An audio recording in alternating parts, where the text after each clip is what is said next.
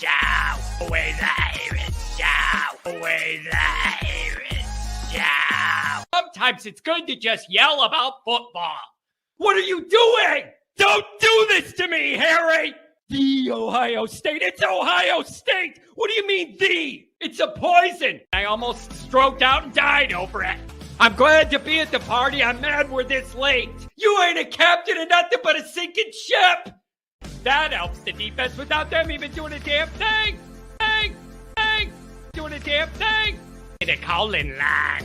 312-988-15. You tell Johnny all you've heard and seen. Oh, Irish. Oh, Irish. Oh, Irish. Oh, Irish. Irish. Yeah, that's right. Ooh. It won't be long now, people. 2 weeks and counting. We're going to get answers to a lot of questions. I just don't know if you're going to like them or you're going to hate them, but you're going to get them. That's right. Welcome in. Welcome back, folks. I'm just glad football is almost here. Correct me if I'm wrong. Maybe I'm wrong. I've been wrong before. I admit that. I've been wrong before. Isn't this the last weekend without college football for a long, long time?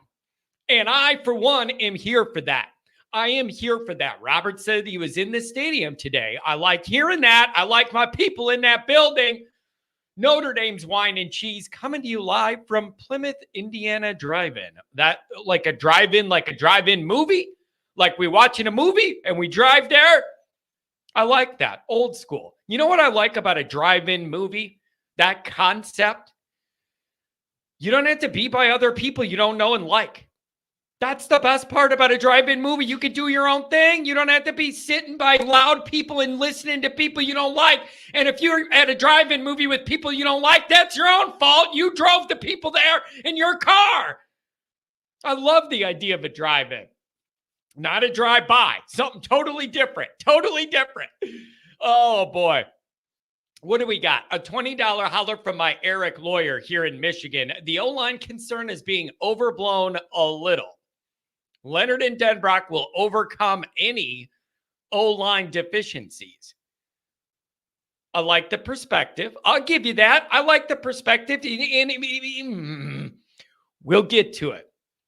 We'll get to this because there's a lot of, look at Mikey Pulls. Good morning, John. He did. I love that. That's hilarious. He said morning, John. He's just got it. It's muscle memory from all those morning shows. And he just logs in.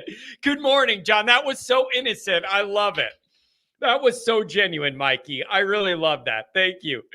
We'll get to this offensive line situation. There's some really interesting navigating going on within the fan base and the program. I think there's some interesting navigating and some interesting coping strategies here, and we need to figure out what some real realities are. Here's the other thing, you guys.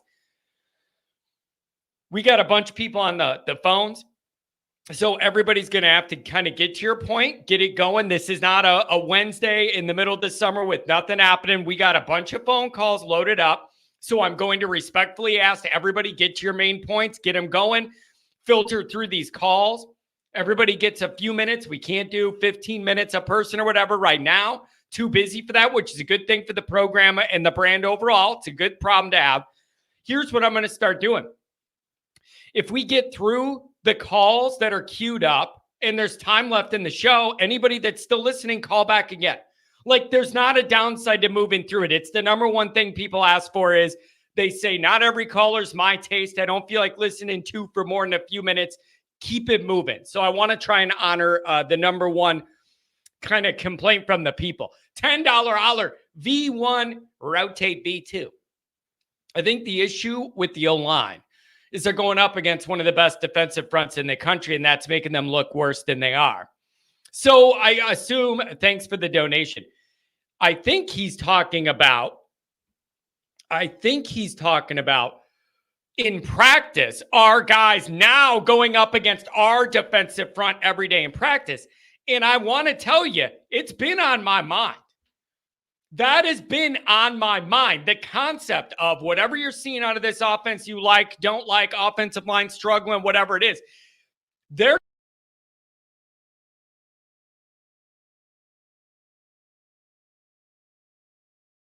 love that. You're getting, oh, there goes the internet again. I have a note on that too. What I love about that is you're getting really tested really early, really tough. And you're going to get real answers. You get what I'm saying? Like, you're going up against Notre Dame's own defensive front and how good and skilled they are. Then you're seeing some realities of what it's going to look like when you face elite of elite defenses. So I do like having a stiff test in practice. Do you grade on a curve? I don't know how you could grade on a curve when you got A&M coming and they're supposed to be one of the top defenses in the country like us. So it's hard to grade on a curve when that's what you're going to see week one. Yeah. We're going to find out what the realities of this problem is week one. That's, you guys, if you want to take like a blessing from this, you're not going to have to wait till week 5 to get the answer like you did last year. You had to wait 5 weeks to get a real answer what the team was against Ohio State. And you figured out the defense can hang and the offense, it goes back to scoring like almost not enough points to beat a real team again. And that's the story or whatever. That's what you learn. But it took you 5 weeks to figure it out. Week 1. Best part about all this, week 1. You ain't waiting a month and a half to figure out if Notre Dame has a decent team or if this year could be different or anything. Week 1. Week 1. It's a beautiful, beautiful thing. You're going to get your answers of where this team is at and where they're not at week 1. You ain't waiting around a month and a half going, well, we scored 900 points against Navy and we scored 78 points against Northern and we looked like world beaters.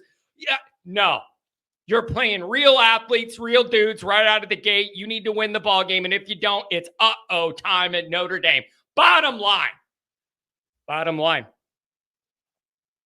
Look at this. Donnie delivers the $50 holler. Man, right into the phone lines so the people can call up. And trust me, we are close to the time where we're going to need more phone line money.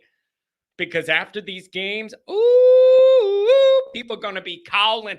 And I be calling you. They be calling you, John.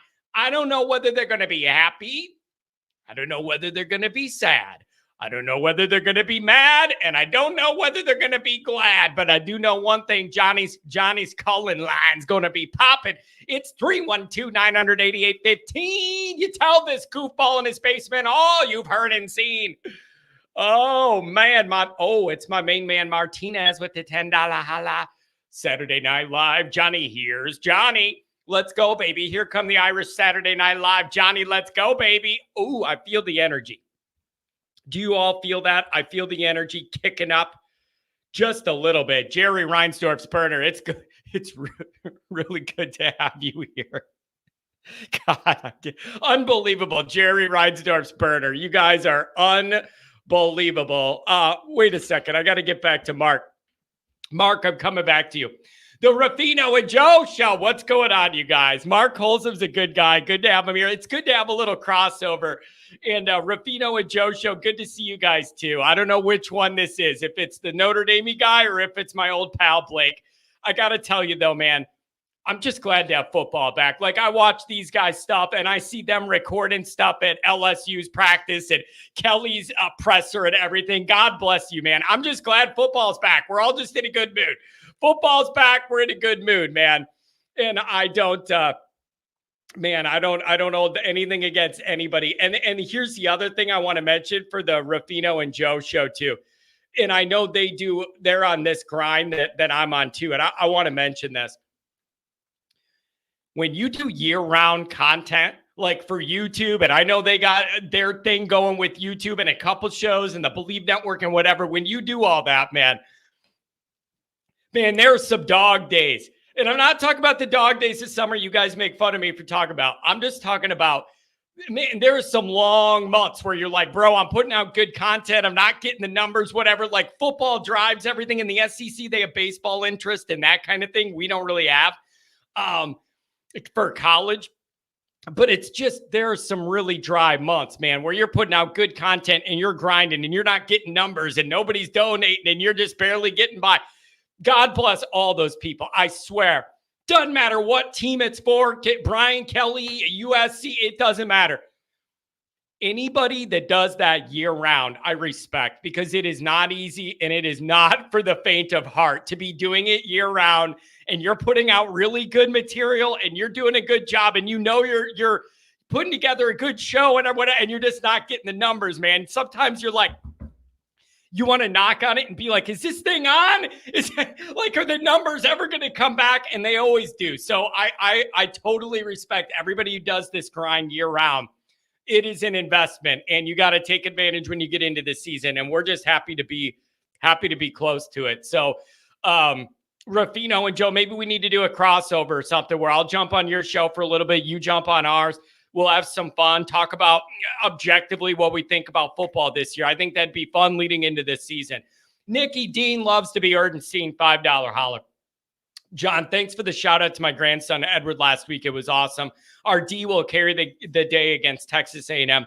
Hey, your grandson has really nice grandparents, and he needed to know about that. I thought so. John should have a food critic show, 100%. I want to do a segment where people just throw out random food stuff, and then I tell you why I don't eat it. I got a reason for everything. There's nothing you're going to put in front of me that I won't have an opinion for. You don't get this skeleton frame by eating anything anybody shoves in your face. I'll tell you that right now. That's for sure. All right, let's check out the phone lines here. Let's see what we're working with. All right, we got a big full deck.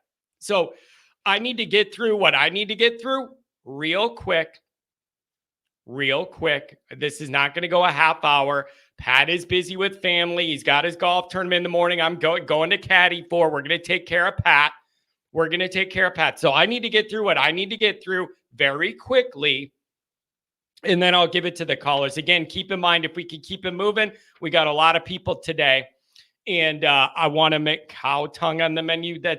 I just can't understand all the different things there is to eat. And you'd be like, yeah, give me that cow's tongue. I just can't understand it. How about this? You all know we had the original John Kennedy bingo card, 10 guys on the field, a lot of respect for Elko, RKG, Brian Kelly's on here as always. Look at this. Bingo, always Irish bingo, version 2. Nice picture there of me in full glory, in a great mood as always. Let's see what we got here. We covered a lot of ground. God bless Troy for taking Parker. Mentions Adam Dowling's boat. That's because I'm waiting for the invite. It got lost in the mail. I'm inviting myself onto his yacht. Jay Lehman, the nicest guy on the internet. I hold to that.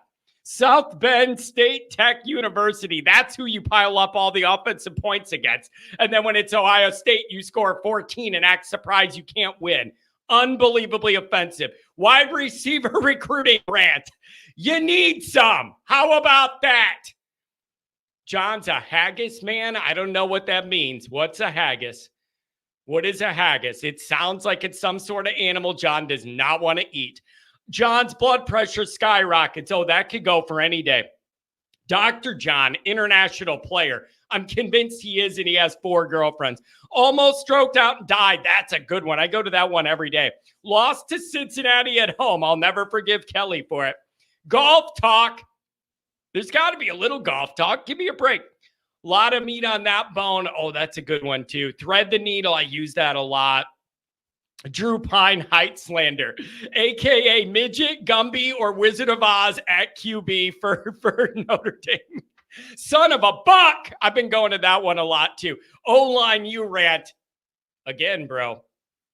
The O-line U thing, I'm not going to get over. You are not allowed to call yourself O-line U and then be like, you're not allowed to call yourself O-line U and then just be like, well, we don't know if we're going to have an offensive line this year. We don't know if the left side of the line, what's that? Who needs a guard and a tackle? I don't know.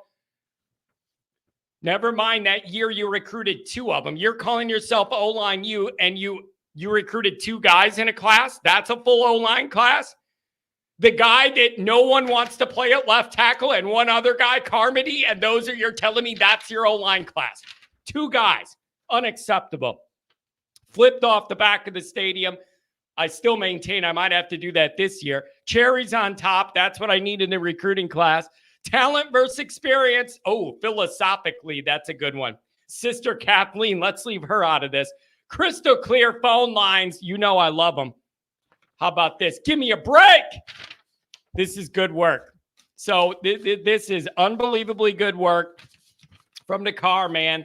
Beautiful. We got the original version. We got the second version. What I might do is put these out for people so they could print them off. They could use them. You could play along at home, whatever you want to do. But that's some good work. That's some good work. Fish and chips. Yeah, I'll eat fish and chips. Who did anybody ask for? Drunk Vigo. Anybody ask? See if we've seen him. I have not seen him. I hope he's doing okay. I don't know. I haven't seen him. And I don't think I've seen him around lately. All right, I got to get to the phone lines here. A couple things here. One is the Jersey scrimmage, whatever, the best scrimmage yet. Freeman said it's the best scrimmage, something like it's the best, most competitive, best scrimmage we've had yet. Something like that. Believe it when I see it. Like there's no part of me that's going to go, oh my gosh, Freeman said that. Now I'm all excited. We're going to win the Super Bowl. And I believe everything he's saying. Like, no, I don't know how many times I have to tell you people to quit believing what coaches tell you when they're up at a podium. It's absolutely astounding to me how many people take that it is gospel every time their coach gets up there and says anything. How about I'll believe it when I see it? How about that as a philosophy with this football season? I will believe it when I see it. Tell me whatever you want. Everything went great. We're perfect. We're going to win the Super Bowl. I believe it when I'll believe it when I see it. There's talk of this offensive line, offense. Not offensive line. There's talk of the offense being truly electric and truly like this is the year we're really going to crank it up and get going and everything. I'll believe it when I see it. Brandon, you better be there, man. It hurt me when you moved from South Bend down to Atlanta, man. It did hurt me. I need you back. So I need you to come back for the tailgate. I need you to bring the family and all that.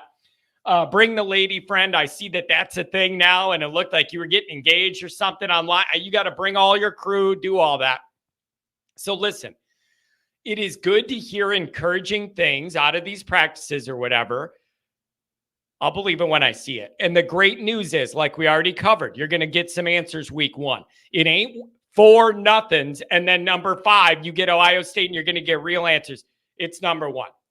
It's game number 1. You're going to get real answers. So I am not going to sit here and parse these press conferences and oh my gosh, they said it was the most mature scrimmage we've had yet. That doesn't mean anything to me.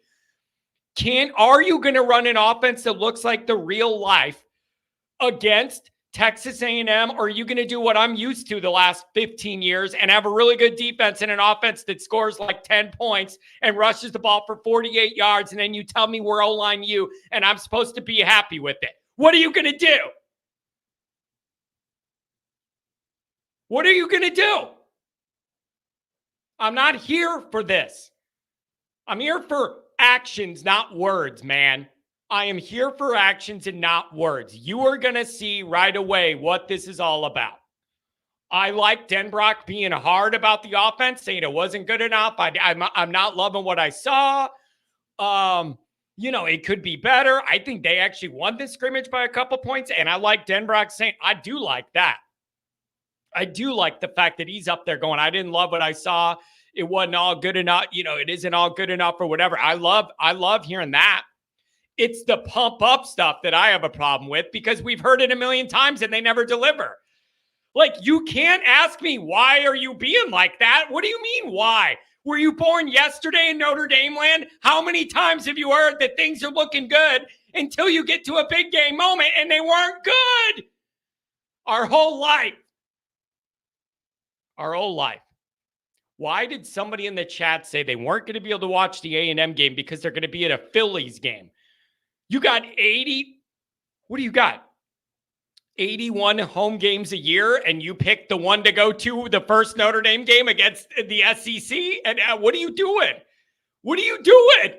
You had literally 81 home Phillies games, and you're going to this one, the one day that this game is? Are you outside your mind? What are you doing, bro?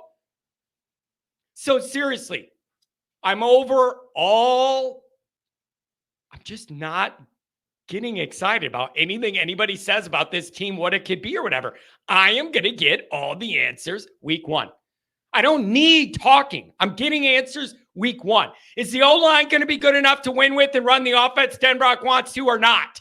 You're going to get the answer week 1, and it ain't going to take long. That's the other thing. It ain't going to take long.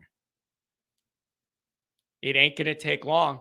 You're going to find out so soon what you got cooking or not on that O-line. I'm telling you this right now, man.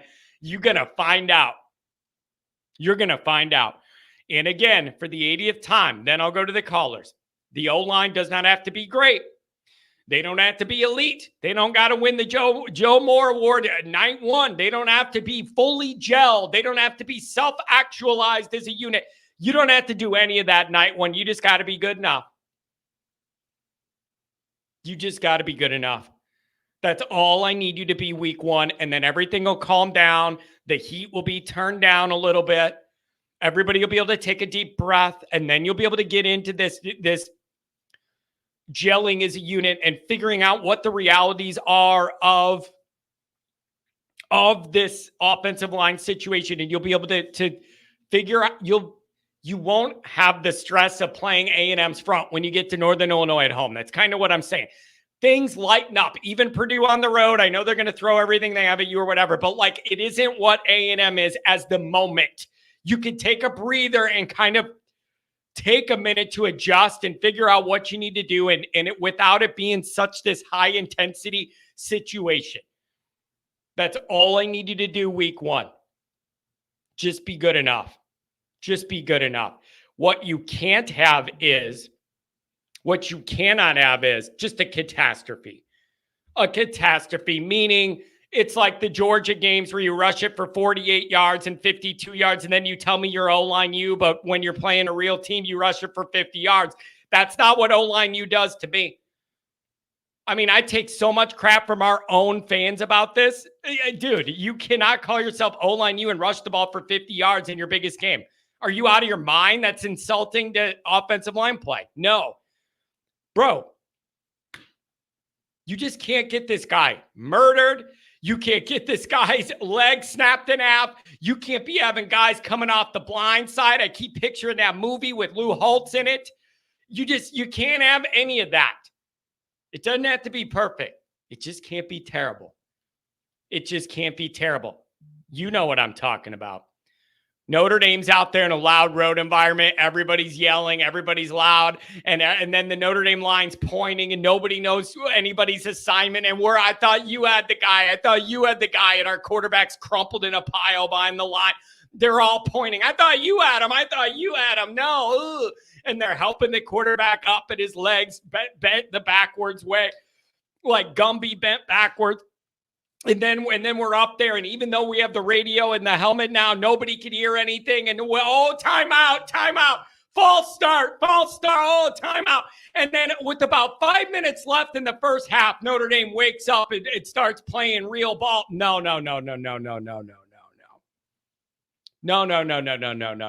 This can't be anything like that.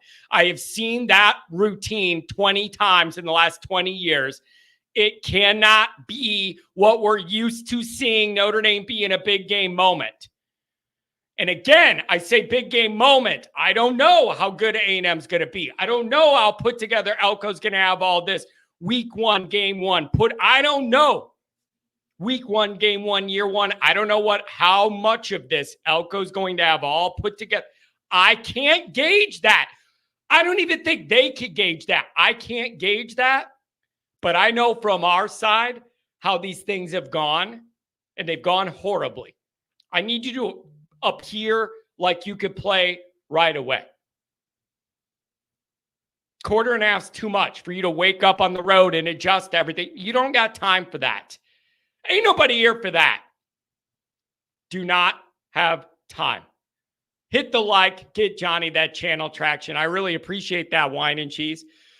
John, do you take notes during the game? I certainly do, because I'm trying to watch the game live.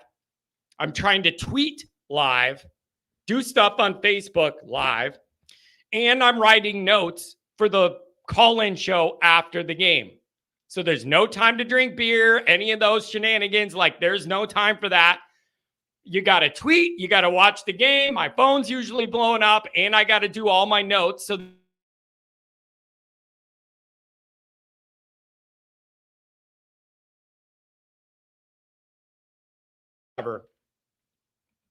So that's what I'm doing. And I did get an update, you guys, from the phone company.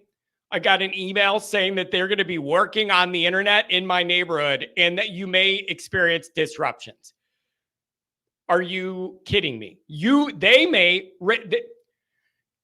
get a disruption in the amount of money John pays them, because right when I'm about to have all this football stuff going on, it's not the time for the internet company to tell me that they're going to start disrupting my service. So you're disrupting my service. I'm going to disrupt your pay flow. How about that? All right. That being said, let's get to the phone calls. Everybody can, hotspot off myself. Everybody, if you could get to your main points so we could breeze through and let people have their say, that'll be nice. Dude, I don't know what it is, but yesterday, I got an email, and that's literally what it was. It was like, we're messing with your internet. You may have a problem. This is the wrong time of year for you to be telling me my internet might have a problem. You might have a problem. You might have a problem getting my money. You might have a problem getting my money, is what I'm going to say. Will ND finally play like a champion for the first time in the last 30 years? I don't know. But you're going to find out a lot of that answer week 1. It isn't going to take you that long. You're going to get some answers. It's the best part about having this game week 1. You don't have to sit there and wait 4, 5, 6 weeks, figure out what you got. I love it. Oh, one more thing on the O-line, and then I'll get to the callers, and the callers have the rest of the time. I have seen multiple people have messaged me or responded to a tweet or DM'd me or whatever, saying that they're wondering if this offensive line thing with these young guys being out there at left tackle and left guard, and the older guys like not being when they're the last couple times they're doing the number one, the first team, and the media sees it. There was a couple of those in a row. Multiple people have reached out to me saying that they think that this is gamesmanship by Notre Dame's coaching. I don't understand what that means. Like a handful of people reached out and were like, I really just think this is gamesmanship by Notre Dame staff trying to show the media and everything other looks when the media is around. For what reason? What does that benefit? How does that benefit Notre Dame football for the staff to be doing gamesmanship to what? Fool our own beat media? You want to fool our own media that's at the games or at practice? What would be, I can't understand this. What would be the advantage for Notre Dame staff to do the gamesmanship thing about who's on the number one number one on the pecking order in O-line? What is there to deceive or the gamesmanship? Do you really think that if Mike Elko sees the report that there's freshmen up there, things are going to be different? Or like he's going to think they don't have to try? Like it literally makes no sense. Gamesmanship means there's an angle. Gamesmanship means there's an angle that benefits you. You have to tell me what would be the tangible benefit for Notre Dame playing games with this report. To make A&M prepare for other looks? Like, that makes no sense to me. You're halfway through camp, and you think Notre Dame staff is going to not run number one snaps with their number one O-line as much as possible because they want to like play games and trick people? There's no way, man. There's no way that that's reality whatsoever. It makes no sense. You are not wasting multiple number one rep sessions with the media present to play a game to fool our media and maybe to fool Mike Elko, so that what if he thinks the freshman, then he doesn't have to try it? He could tell his guys not to try as hard in the game, or what? I have no idea. Goolsby said it was purposely a mic drop to show they were still figuring out the O-line. That's not gamesmanship. That's acknowledging you have a problem. That's not gamesmanship. Gamesmanship indicates leverage. Gamesmanship means there's an angle on the positive. Doing something to let it be known you have problems is not gamesmanship. Gamesmanship comes with a plus side angle that benefits your group. Letting people know you have a problem and you're not comfortable is not gamesmanship. Anyways, I don't know. All right. We got a bunch of calls. Everybody try and get to your main points. Everybody gets a handful of minutes, but nobody's going to go forever here. 815, what's going on? Welcome to the show. I'm going to try and take them in order. 815, what's going on? Yeah, that's right. Thank you for giving. How we doing? Thank you for giving me a call, and I really did like that introduction. That was a juicy one. Thank you. No problem. All right, you want to talk some O-line? You just finished. I think I got a couple answers that you might understand. I don't know if you'll like them. I want to know what you make of it. I was shocked to hear people say it was gamesmanship and they're just playing games or whatever. I would really like to know what you think. Can you make the group feel any better about any of this? Give me the answer. My thought is the game plan is they're going to run the ball. Is nasty in the run game. And I can't fathom them putting a true freshman out there against Nick Scorton and the Shamars. I can't. It's a pass block. I can't fathom it. So I think the game plan is going to be they're going to run the ball and they're going to do a lot of like RPO option stuff, like quick game. I don't think he's going to sit in the pocket and try to beat them. I think that's the plan. Yeah, if that was the plan, wouldn't Baker be in? Even though is he that bad though? Like, we know he's not good, but is he that bad?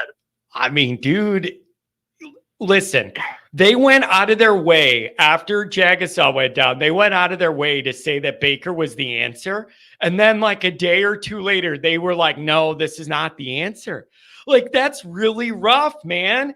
Like, they did not, dude, you think about it. They did not get up there when Jagasaw got hurt and went, oh, this is unfortunate. We're going to rotate guys and see who rises to the occasion, and we'll come up with the best answer, whoever earns it. They could have said that. They didn't. They literally said it's going to be Tosh Baker, and then a day or two later had to backtrack off of it. Like, they didn't even go with the, like, we're going to see who plays good and earns the spot. They told you it was him, and it took a day or two, and it was not him. I remember someone, I forgot who, I was watching the practice clips. They posted a clip of him and he got the false start. And I'm like, why are you posting that? Because everyone's just going to shit on him. And then there's my answer. I saw him get a false start. I'm like, oh, there it is again. But now wait. Here's what I want to talk about. I want to go back to your first statement. You're talking about running the ball, and everybody, I think, feels that'd be a very important part of Notre Dame collecting a week 1 victory. But let me ask this. A lot of this smoke has been about Notre Dame's offense being more electric, more exciting, more dynamic, not afraid to throw the ball around and this and that. Is that the gamesmanship and the misdirection by Notre Dame? And then they're going to want to run the ball all day? Like, is that the misdirection play by the staff? Or do you think they're going to try and run it and then actually maybe do what we've been begging for 20 years and be able to blend in an exciting pass game and maybe roll Riley out away from that left side if it's a liability and try and go the other way? I don't know. What do you make of that? I agree with Goolsby's sentiment of they're going to have to like break a tackle or something. I think they're going to try to throw the ball in that like 10 to 25, like the not super deep, but like, you know, like a good crosser or a slant route and try to get the yards after the catch because they're going to have the field spread out a ton. I don't think it's going to be shotgun. He's going to catch the ball and then like 3 guys are just going to run 40 yards down the field. I don't see that happening. Yeah. So I think it's going to be, you know, quick snap, RPO, read, something like that, throw the ball, break a tackle, try to get like 10, 15 yards after. Yeah. I think that's going to be their strategy. Move the ball down the field. Let me ask you this. If you're projecting this out, looking at that game, how important do you envision Riley Leonard's legs being to this game? Like not necessarily he's going to run it a million times, but when he does, I got a feeling they're going to be big time moments. I just think that's going to be a part of the design of the offense. And I think they're going to need it on some broken plays and him to just escape and work some things out on his own with those legs too. What do you make of that? Yeah, even on broken plays, even if he just goes up for like 2-3 yards and doesn't do something stupid, that's technically, I would take that as a win, because in the past we'd have quarterbacks that couldn't do that and they would get sacked. So even if it's a broken play and you get 2-3 yards, I'm fine with that. No fumbles, no picks, nothing like that. But yeah, I think on the read option, he's gonna draw attention on those edges, and I think that's gonna help Love and Price up the middle a little bit. So maybe they can also, get a chunk, 6, 7, 8 yard run up the middle, kind of keep the edges honest. Yeah, it's it's going to be interesting. And then let's flip it over to the other side. We're having all this talk about Notre Dame's offense, the offensive line. Do we really have the receivers that could get open? Like, what's it all going to be like? Notre Dame's defense should be really, really good. And you might need them week one while that offense is Notre Dame offense trying to find itself a little bit. You might need that to do what they do, play really good ball and go win that ball game and set the tone early. I need that from them. They have been the backbone of the program for a long time, and I need it again in this game. I need them to show up right away. Yeah, on that, I think, this can go for both teams, but I think the winner of this game is going to be who gets touchdowns and that field goal around like the 30-yard line and in. Yeah. Which I like Leonard in the red zone to run the ball and keep the teams honest. But it's whoever bends and doesn't break is going to win this game. That's my thought. I think actually both teams are going to kind of move the ball, but then they'll kind of stall out once they get closer to the end zone. It's who can punch it in and win. I think that's what it comes down to. Yeah, it's it's going to be really interesting. Sorry, look at this comment. Sorry, but too much speculation and rank negativity tonight. I'll see you all after the A&M game. Well, only if we win. You want negativity? Tune in here if it goes the wrong way. What do you mean speculation? That's all you have right now is speculation about this football team. That's literally all you have is speculation right now about this football team. I feel no regret whatsoever of living in that area. At all. I feel no regrets doing that. So I don't know, man. It's going to be a really interesting moment. One of the things I want to know is, like, you're talking about Notre Dame running the ball. I want to know what what is Denbrock's scripted plays going to look like?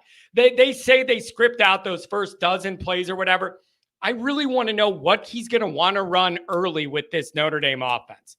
I would love to. I am so intrigued to see how aggressive he is, or if he holds off and they try and settle in, or if they try something tricky early to try and get a big play, a chunk down the field. Like this whole Denbrock thing, I'm really interested to see how it starts out.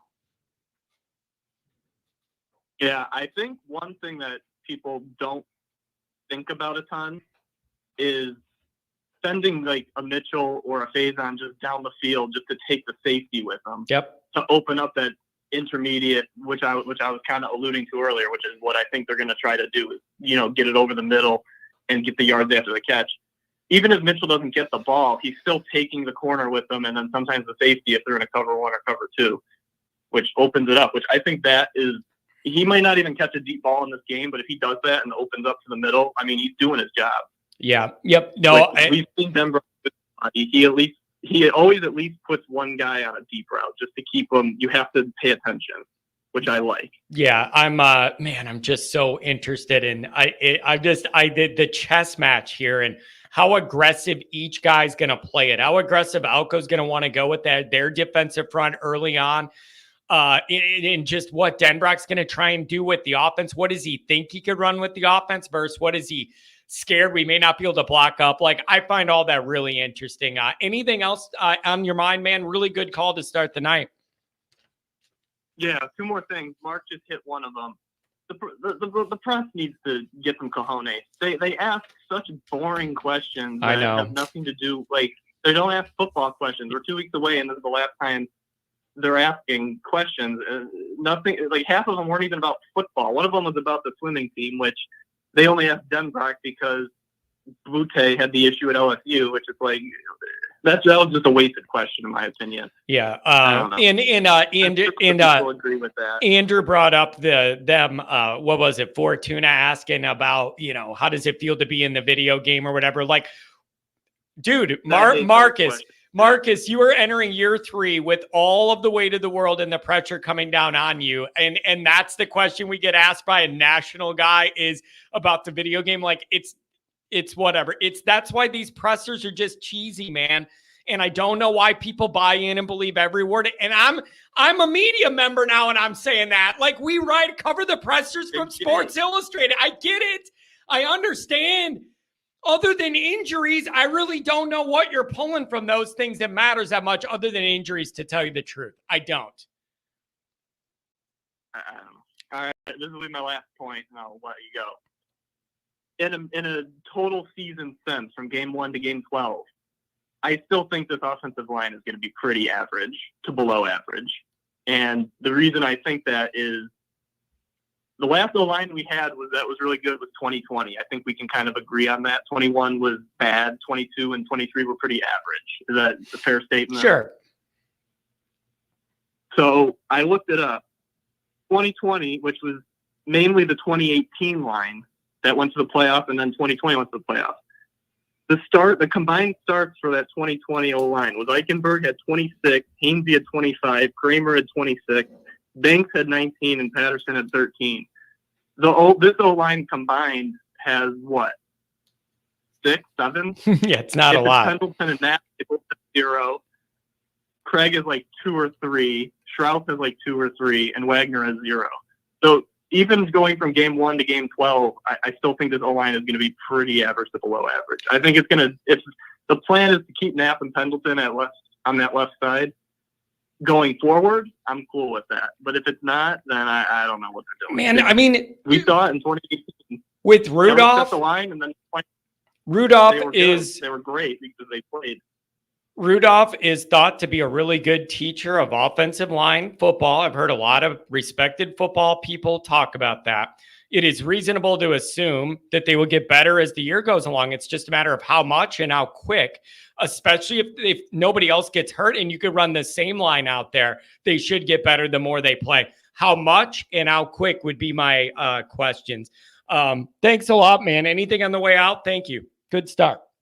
No, that's it, man. I mean, also congrats on SI deal. I haven't talked to you since then, so congrats on that. Thank you. I do appreciate that very much. Glad you enjoyed the P2 of the bingo card. We'll see if I can scrape together a third version. I'm telling you, man, I love it. It's just good. You keep coming up. I'll come up with more dumb stuff to say. But thank you very much, man, for all the work and all the just being a part of this network and what you mean to it. Thank you. You got it. See ya. Have a good one. Dr. John, watch Denbrock's presser. How can you not believe we're going to be pretty damn good? I've been burned by Notre Dame hope so many years of my life, meaning every year of my life. I believe it when I see it. That's all. And that's not being negative. That is just being objective, where I'll believe it when I see it. I monitor what I hear and what these guys say, but ultimately I'll believe it when I see it. It's week 1. You're going to get it week 1. You're going to know. You're going to know. Oh, boy. 616 donated. They get to jump the line. 616, what's going on? Hey, John, how you doing? I'm doing very well. Thank you for the donation. Thanks for giving me a call. What is on your mind? Little O-line. We're 2 weeks out.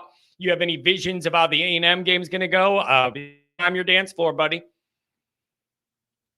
I don't exactly know how the A&M game's going to go. Just like you're saying, hey, we're going to find out. I'm more or less Just a little bit excited about the season. I just want to talk to somebody about it. So you're here.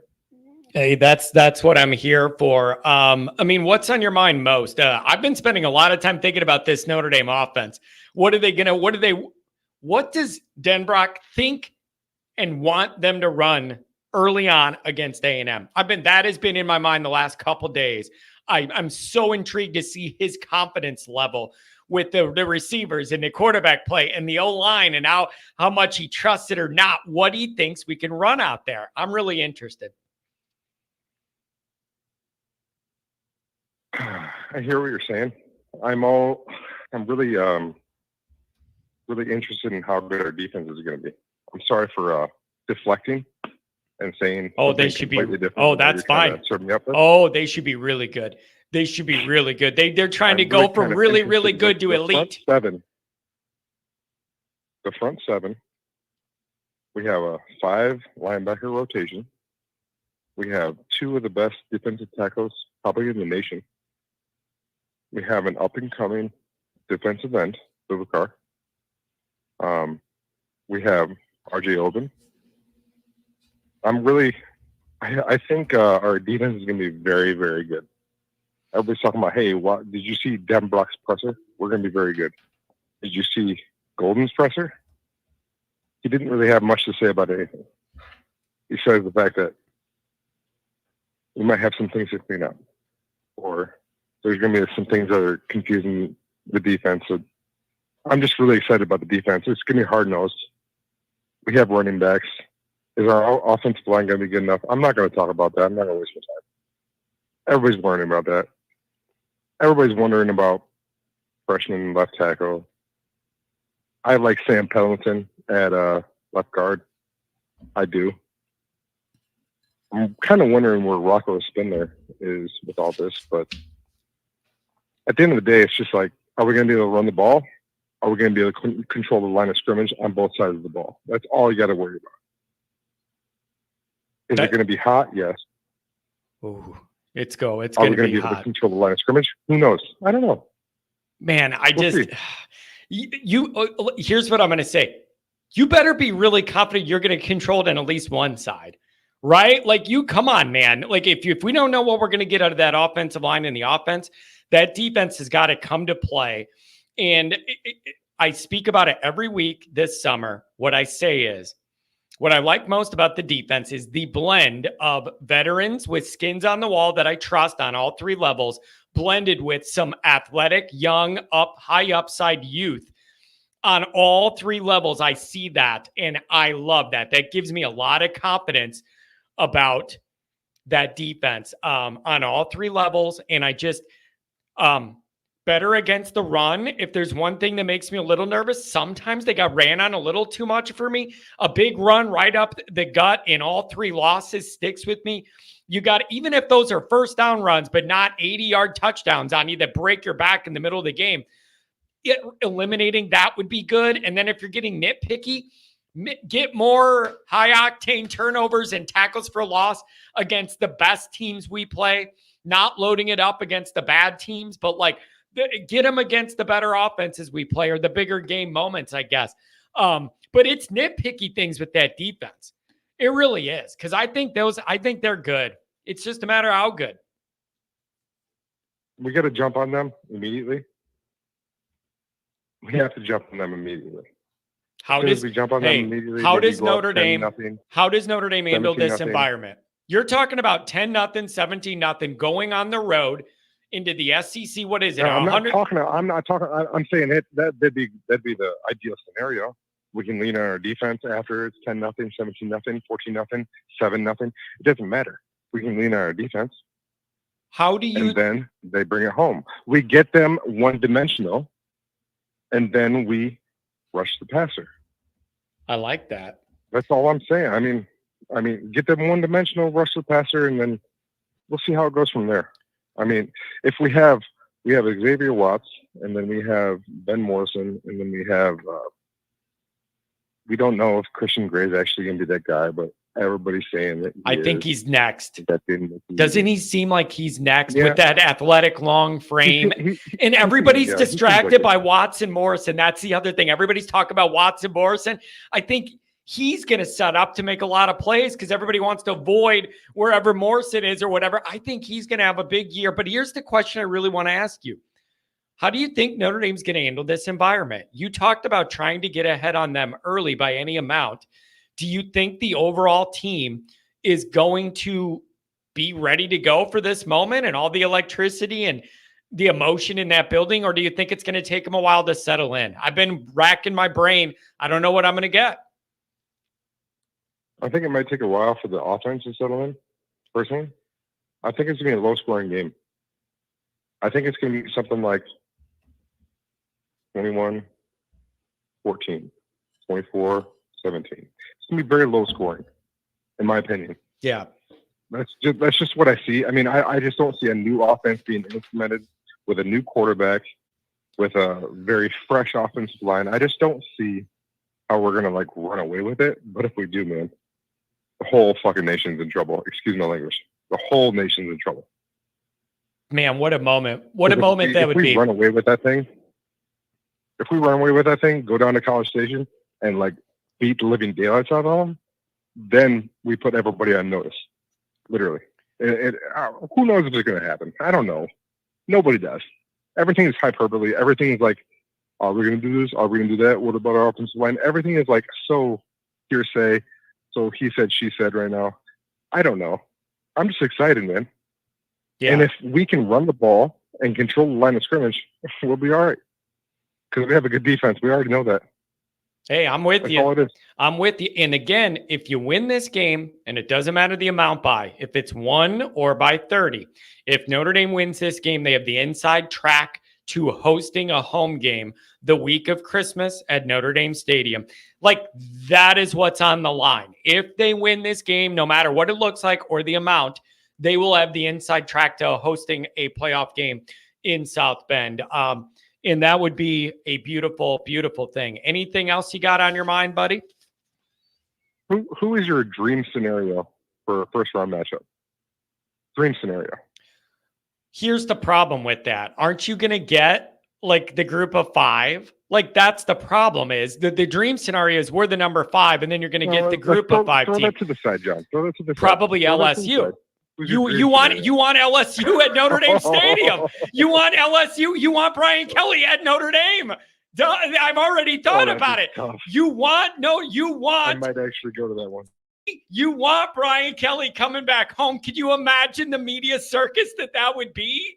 Could you even imagine it? The amount of vitriol I have towards that man. Yeah. I've stepped a couple of steps away from it. You know, he did what he did. He's kind of average over there, but he also had the Heisman Trophy winner.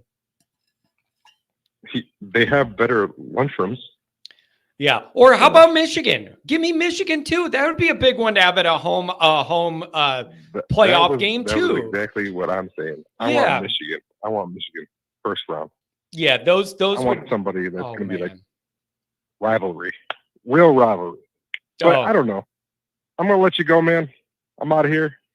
I'm just excited. Hey, I really appreciate you, man. Thank you for the call. And I really do appreciate those little donations all add up. So, and I like that you called and just said, John, I'm just excited about Notre Dame and I want to talk about it to somebody and you're on the air. I love that attitude, man. I want you to have a good rest of the weekend, buddy. 2 more weeks. It's almost here. You as well. Have a good one. Here we go. What a nice guy. Man, you guys are kind of jerks in the chat, though. Not everybody has the same like energy level and like affect when they're delivering. Give a guy a break. Pete, Pistol Pete, bang, bang. $10 holler from the Pistol. And then what do we got here? My main man, Martinez, I see you. I'll get to you too. Look at this. Shannon Roberg, $10 holler. Daughter of Dr. John, ND wide receiver, wannabe here. Based on a previous cast, I need to know how you felt about the Reese's Olympic medals. Go Irish. This is a really good topic, actually. It's a really good topic. First off, I hope I get to meet you soon in like a month and a half or whatever that's going to be. I hope you're a part of that crew coming to the tailgate. I want to meet all of you guys. Here's the deal. The deal is the worst Reese's of all time are the regular Reese's. The two thing in the little pack with the hard ridge and the jagged ridge. And that's just nothing but boring chocolate that holds that delicious blend of the proprietary peanut butter in there. Horrible. When you get into the Easter eggs, ooh, baby. When you get into the Christmas trees, oh, doggy. I'm telling you what, you get into them Christmas trees, you get into the pumpkins, and then I'll accept the metal. Any of these that avoid that hard outer ridge that is nothing but boring chocolate you could get out of anything else. You could get that same hard ridge chocolate where there ain't nothing to it in anywhere else. All of those specific ones give you what you need where you don't need that ridge. And it gives you more of that proportion of the Reese's chocolate, which is the secret to the whole thing. It ain't the peanut butter. It ain't the chocolate. The whole secret to the Reese's is the peanut butter blend. There ain't nothing like it. You can't replicate it. You ever have other peanut butter chocolate candy? Nobody comes close to that specific blend of their peanut butter. And so the metals are in the plus column for sure, as well as any of the seasonal Reese's. And the worst ones are the original ones. Horrible. Not horrible. Geez, they're not horrible, but they're not that good compared to the other ones. $5 hour wandering data geek. Johnny, I'm freaking out about the wide receivers in the recruiting class. Talk me off the ledge. I'm not even repeating that hashtag. That's inappropriate. I don't know. Things might get better. Wow, we found some food John actually loves. You're darn right. Yeah, it might get a little better. Why don't you get in there and show you have a real offense early on in the year? Go into Texas A&M, show you have a real offense. Show that you're done with this run the ball into a wall and then throwing it to the tight end and then punting and whatever, and you do nothing exciting. Show that you're going to have a real exciting offense and move around and run around and do all that. And you might be surprised how many people are back interested in you. And maybe that solves some of your wide receiver situation. So I don't know. Blyberg, come on, man. You're open to make my party, but a busy time of the year for the business. What do you mean? It might be a busy time. I only have one party for a game a year. Get over there. Get over there. Come on, man. No, I did not, Andrew. I did not. $5 hour. Did you watch Bettis Jr. last night? Yikes. So is Deuce decommitting on August 30th or what? I've heard conflicting reports on that. That is all I'm able to say. If I had more information, I'd tell you. I'm hearing conflicted reports on the status of that entire situation now. So I have no idea. And unlike a lot of people, I'm not going to sit here and tell you I have all the answers and my sources are 100% accurate. And trust me, I know what I'm doing, blah, blah, blah. I'm not telling you that. I have heard conflicting reports on everything to do with that situation since we last did a Saturday night show. Troy says, plain hot dogs and a couple Reese's and John would be set. Can I get ketchup on the hot dog? Give me a ketchup on a hot dog. I don't need anything else. Just a little squirt of ketchup. Not even a lot, just enough to taste. Just enough to taste. Okay? Oh, you guys are funny. Pistol Pete, thanks for the donation, brother. What's going on? Yeah, that's right. Oh, Pistol Pete. You're getting worked up for the year, baby. I can hear it in your voice. You're getting worked up for the year, dog. I like it.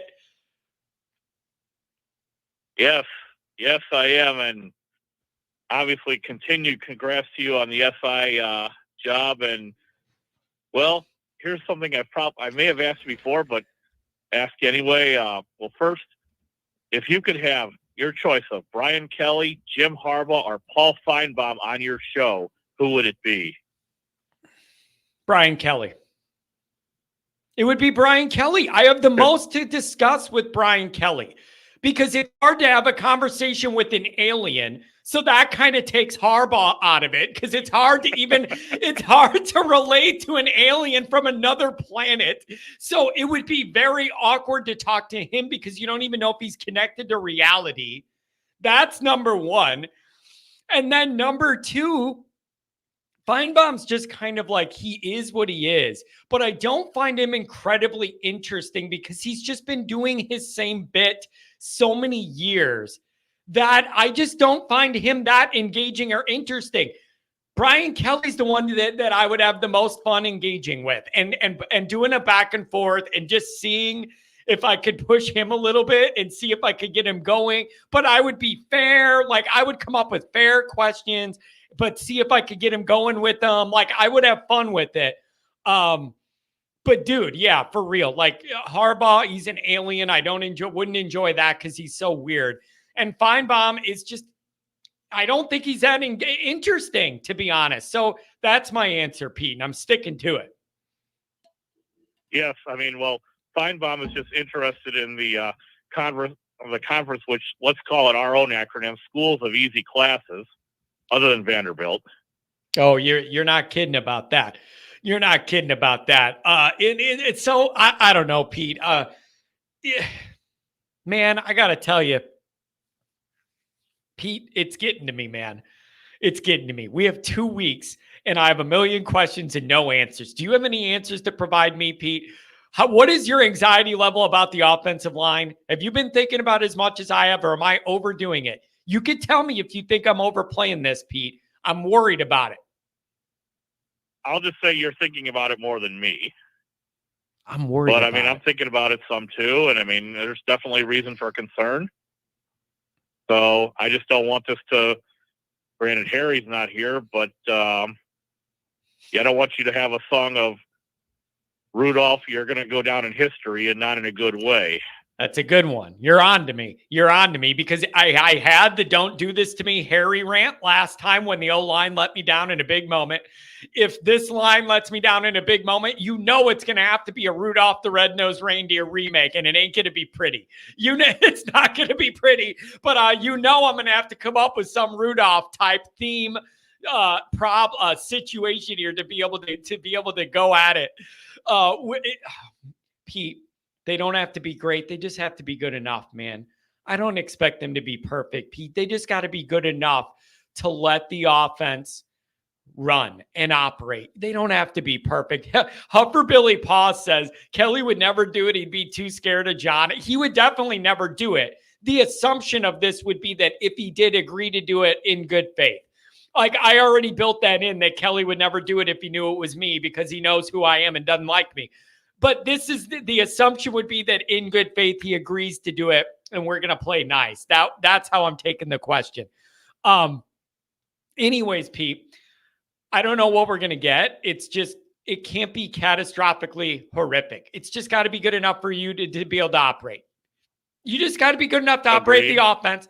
And then if you get a win, no matter what, life calms down and you can figure out what you want to do after that without the pressure week one in the SEC and all that. And that defensive front you got to deal with. You just got to survive week one. Survive in advance, baby. It's like March Madness. Agreed. Now, another thing you've talked about before, and I'll ask you on this one, is CJ Carr an example of someone who overcame MFBD? You know what, Pete? You ask really, really good questions. I have to congratulate CJ Carr. He has overcome Michigan football brain disorder, and his grandpa was the one that was delivering it out to people for all those years too. So for him to be able to escape that disorder when it was running so rampant in his own family tree, I got to really give the kid a lot of credit. I got to give him a lot of credit, Pete, for overcoming all that and putting the Notre Dame hat on his grandpa's head when he was a lifelong Michigan guy. You got to credit CJ Carr for that. And you know what else, Pete? Let me do this too, man. Ronald McDonald says the Aggies are going to roll Notre Dame. Ooh, that's going to get ugly here after the game if that happens. Pete, I'm going to tell you this too. In a world where, we have this debate of what's going to happen with Deuce and is he going to leave us? And everybody had our eyes on Deuce and everything. I want to at least respect what CJ Carr has done so far, which is never wavered, wanted to be at Notre Dame, is at Notre Dame, and is a good soldier at Notre Dame, doing everything he's supposed to be doing in Notre Dame. I want to honor that and not take it for granted just because he's in the fold, and appreciate that he really wants to be here, plays no games, came out of the Michigan scene, wants to be a Notre Dame guy, and is doing everything the right way. And I want to honor that and respect him for that. I just thought of another. Let's just say there could be some fireworks on these if they were on your show.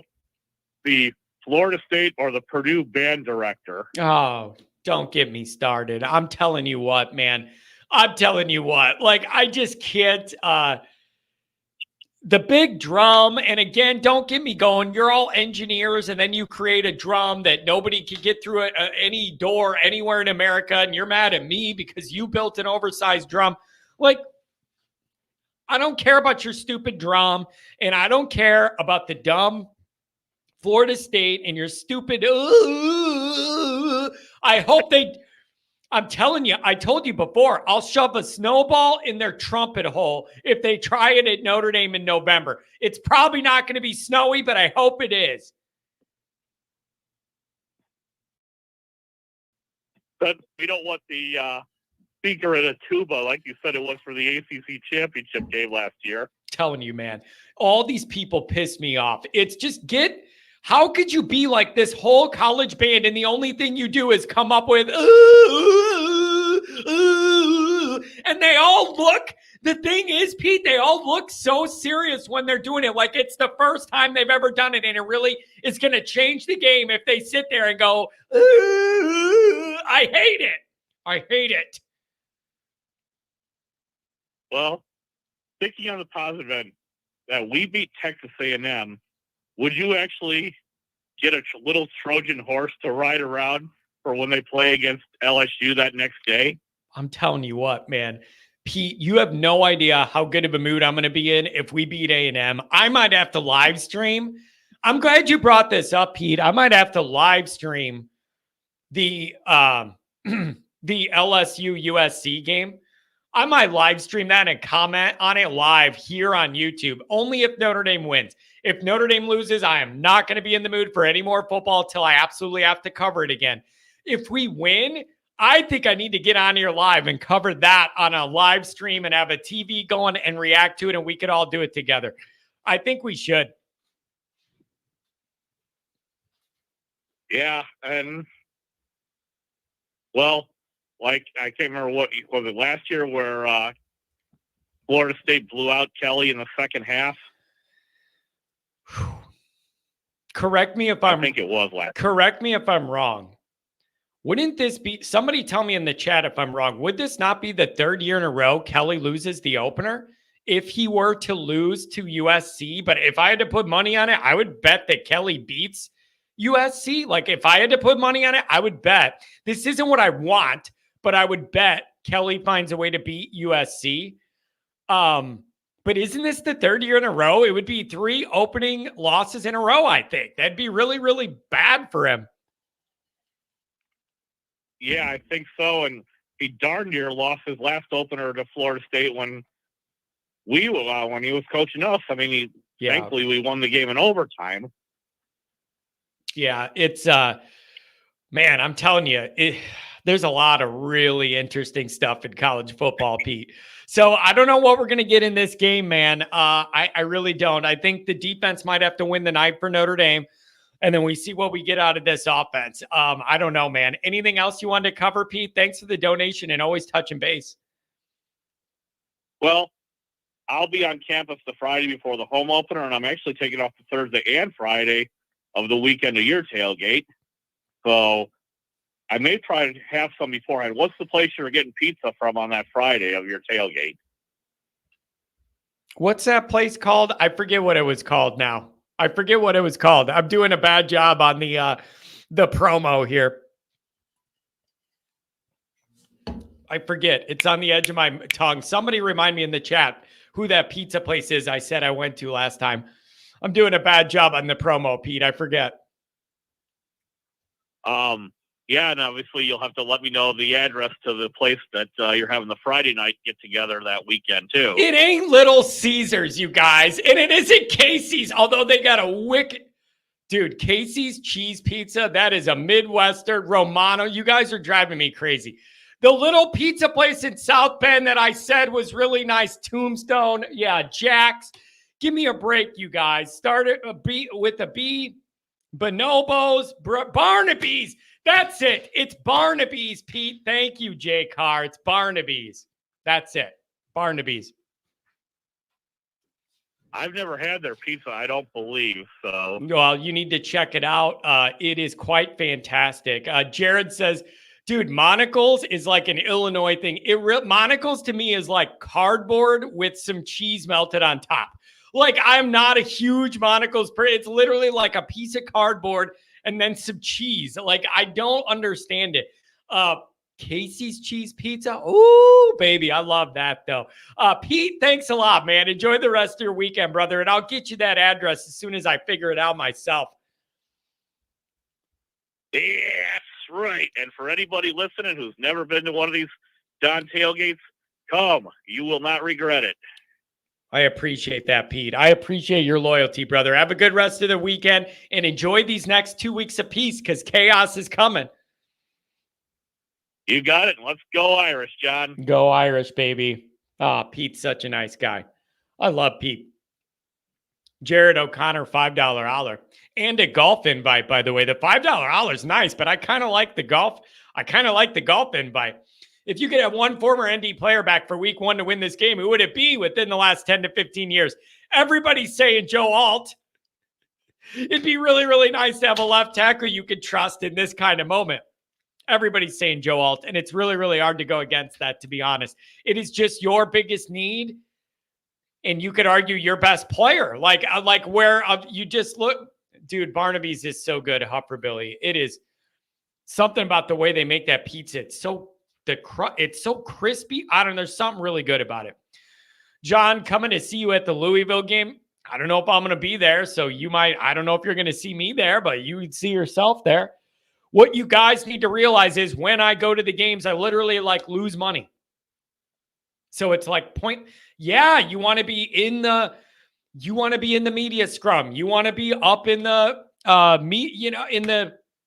you want to be in the press box. You want to do all that and have the credibility of all that. But I literally make less money in a week doing that than watching the game at home and not doing that and then doing this show afterwards. I'm going to write the same amount of articles after the game at my convenience. And then I get this show. I do better financially doing that than sitting there at the game. But I do kind of want to be there to feel the energy. And I don't know. It's frustrating. Somebody's saying Kane Madden. It is a brick oven pizzeria, Harry. I saw it when I was there. It's one of those big, huge, I don't know, whatever, big, huge things they open in the back, and it's all big, and it looks all worn and everything. I don't know. Yeah. But it is, Burt Reynolds, I sound like an old guy. Dude, I love doing the call-in shows after the game. It is my favorite thing I do on here.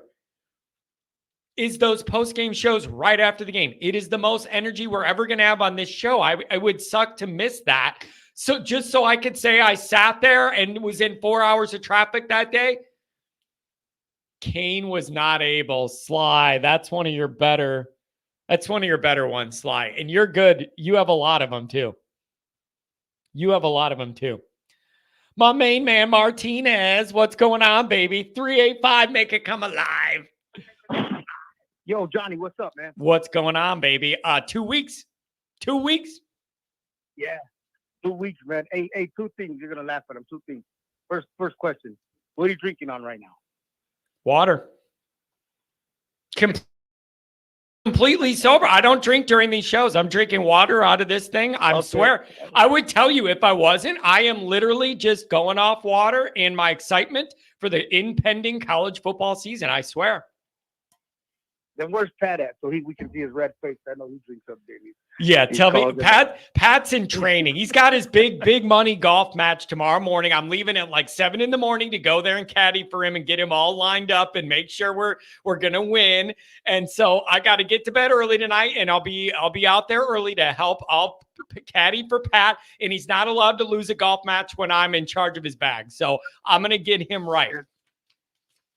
That sounds about right. And second, I walked into my house, right, and I think it's when you're getting your intro, you're kind of yelling, and I think my sister-in-law says, "Who's he fighting with?" And my brother hears it, and he goes, "No, it's the leprechaun. He's listening to the leprechaun." And he meant, "Oh, he's Irish." So. I'll take it. That's a compliment. That's not even like a negative. Yeah. That's like a good compliment to me. And no, Jay Carr, I'm not on any drugs either. People are saying, okay, he's not drinking, but he's on something else. I am not. This is just my normal personality, you guys. You're just going to have to deal with it. No, yeah. So yeah, he wasn't mean in a bad way. That's how he remembered it. So my whole family knows your show because I send them the clips, I send them the stuff, and they end up being fans. But to touch on some of these topics, man, like the line, you know what? I think we might be overthinking it, man. I think we do. Okay. I think they'll tell the media what the media wants to hear. Dude, I'm open to that. Speak to me about this. I'm open to that. Talk me through this. Now, like I tell you, I played with some dudes that played on big levels. For example, Tom Homo, right? The head athletic director of BYU, won 2 Super Bowls. A buddy of mine that was my backup in high school ended up being the assistant athletic director. He's the director. So, they all got every sport has an athletic director, assistant athletic director that look over, right? That answer to the main athletic director. At least that's what they do at BYU, right? And my buddy that backed me up because he was a freshman, I was a junior in high school. He's the athletic director at BYU for the football program. And he'll tell me things that, for example, that they tell the media, but it's different behind closed doors. Yeah. You know what I'm saying? Yeah. So the reason I say that is because, let's take a look at who Rudolph was. Rudolph was in Wisconsin. Wisconsin is proven put out great running backs, right? Because that's their MO. That's been their image forever. Now, who do they have as their athletic director? Barry Alvarez. Where was Barry Alvarez? He was under Lou Holtz in the glory days, right? So, I'm confident that Rudolph, coming from Wisconsin, being under Alvarez, and that whole administration, that he's going to have the boys ready. You know what I mean? So, I really don't think you're going to bring in just a dude to bring him in, like how we had to do, in a sense, with Parker last year, because, we kind of got in a pinch with Rudolph. I'm pretty sure they did their homework with Rudolph, and they're bringing him in, especially to replace a legend like Harry, who was there before him. So tell me, what's your take? Listen, man, it's just their actions tell you they're worried. That's all. Like, I just know how to follow the actions, and the actions tell you they're in a bad spot right now. And if they have to go with the young guys, then you just have to get through it. It's not a guarantee it's going to be horrible. You just have to figure out how to fight through it and make it through this first game in one piece. And maybe you leave a guy in to help chip on that side. Maybe you know what I mean? That you leave a running back in there and have him help out over there. Run some plays to the other side. Roll Riley Leonard to the other side of that pressure on the left. There are things you could do. Could do.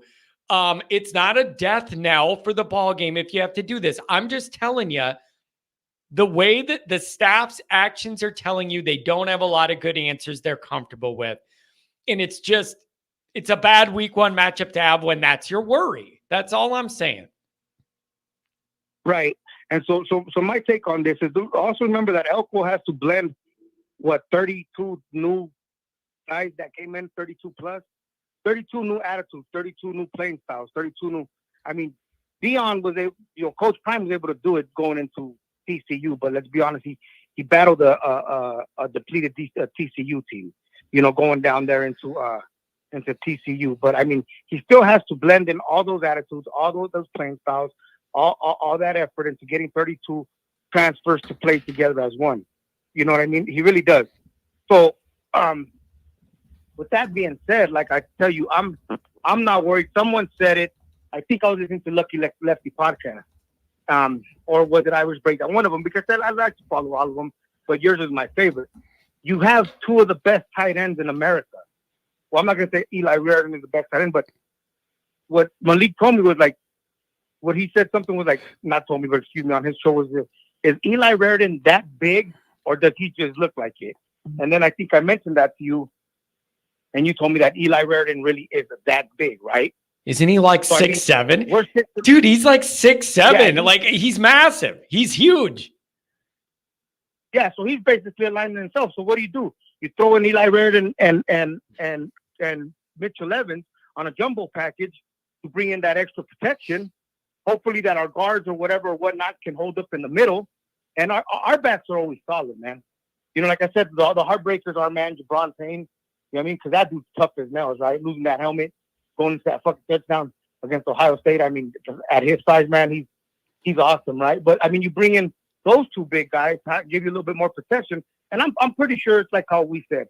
Dan Brock said it's gritty. But right now it's gritty, but in the future it's going to be pretty.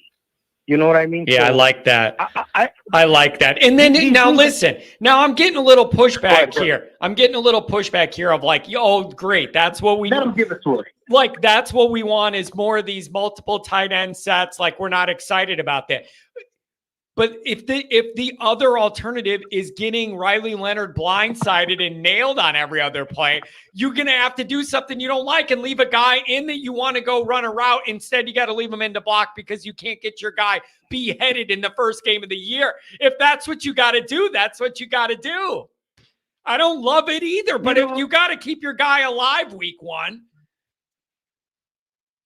You know, and I get it, man.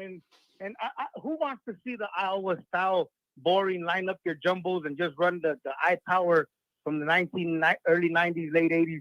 No one wants to see it now, right? Everybody's about flash and pizzazz, blah, blah, blah. Right. Who gives a shit? Right. You win 6-9 out of College Station, out of an SEC team, Yeah. because the whole nation is an SEC team talk writer. Who cares? We got out there with the win. You like I said this over and over. Like I said this over and over. And John, like I said, I love you to death, but I'll give you some pushback too. All you guys wanted Andy Ludwig because he had more experience, right? He was maybe, but you guys wanted him over what we got, and I get that. But you know what? His offense is just as boring, just as flawed, and I've heard it for years working at the sports bar, like I say, which is a big University of Utah bar. And the only reason his offense is made look good is because Kyle's defense is just so damn good year in, year out, man. And guess what we have? A defense that is so damn good year in, year out. Now we just have to make sure that we have 10 points and they have 9. You bring up a really, really good point. Let me ask this. All of the media narrative and all this stuff I see and read and hear week to week, it's about Notre Dame's fear of their offensive line matching up with A&M's defensive front. Why am I not hearing that same narrative flipped around? I'm reading on Pro Football Focus that the most vulnerable spot on the entire A&M roster and team is their interior O-line. It grades out as the worst part of their whole program, interior O-line. Why am I not hearing the same narrative the other way around about them worried about our defensive front? Why is it just because I'm in the Notre Dame ecosystem, so I'm worried about our end of it? Why am I not hearing it? They have the same worry we have, man. Because our guys, especially us in the chat, we're like I tell you, we're like the South Park guys. We're always going to see everything half empty rather than half full. You know what I mean? Like I want to tell you, I was wrong about CJ Carr because I thought about something. You know, because I watched one game of him where he got annihilated by the number 1 quarterback team in the country. I've seen him get annihilated. And so, but you know why I was wrong?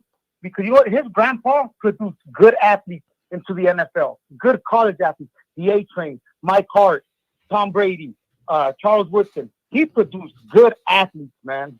And so you know what? For him to come from that lineage and to step up and to leave high school early, to be at the greatest program in all the land, to be the quarterback, to bring Notre Dame back to glory, my hat off to that boy. And you know what? I overlooked that because of my own bullshit. You know what? With that, I hopefully, if you ever hear this, my apologies, because You know what I mean? Like, I was wrong about that, and I can be man enough to admit it. You know what I mean? Yeah, man. Go ahead. Dude, I don't know. I'm so ready to get this season going. I just want to see where we're starting from. You know what I mean? Like, I want to see the level. I really am so interested to just see the level Notre Dame starting the year out on. I want it to be a cut above or whatever, but I just got to believe it to see. And I think the defense will be plenty fine. I want to see what level we're starting out here. Where does this Denbrock offense start? Like, it's going to go where it's going to go, but what level does it start? I can't wait 2 weeks to find out. And you know what? And I agree. And here's the one thing: as long as those ends can hold up, because you're right. You know, the caller that everybody said, "Hey, man, this guy looks like that kid's out of military." He was kind of a little, like, his tone was a little low, a little boring. But you know, he made a good point. We got one of the best defensive fronts in the nation. We do. And I get the offense, but hey, Graydon House is coming up. I hear nothing but good talk about the kid that came from Clemson. What's his name? Yeah, Collins. Not Chris Richard. Collins, Bo Collins. Man, you know, like Bo Collins, like he's been, you know, I think I heard someone say he's been playing kind of in the Mickey Mouse offense. Because let's be honest, Dabo's offense hasn't been too dynamic like in the years past with Deshaun Watson, Trevor Lawrence. But now he's there, right? He's got Riley Leonard.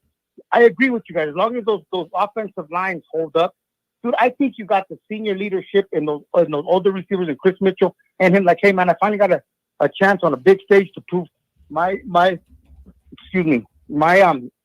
abilities with a lot of good young players like Faison, like Graydon House, like hopefully Cam Williams that they're talking about. But one thing, John, and I'll let you go because I know you got tons of callers, buddy, and I don't mean to get off subject. But one thing that I'm always nervous about, and I think you'll attest to this, is that linebacker core. Now, I am excited about Max Bola. I'm excited when he's in an interview. I'm excited when he talks. I'm excited when I see him on the clips on different Irish platforms. That's where I'm a little, because we have a young group.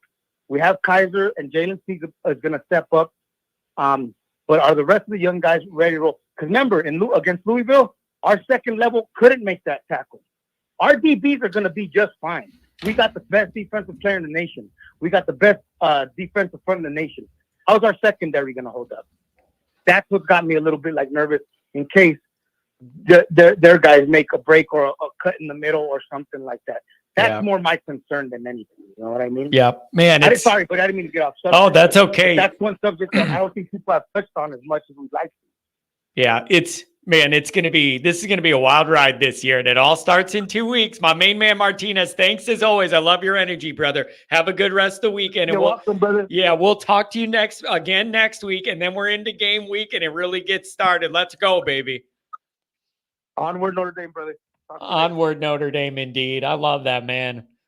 We got a lot of different energy. We get a lot of different energies on this show, and I love it. Homer TD with the $10 holler. Late to the show tonight. Attended the symphony with Miss Marie.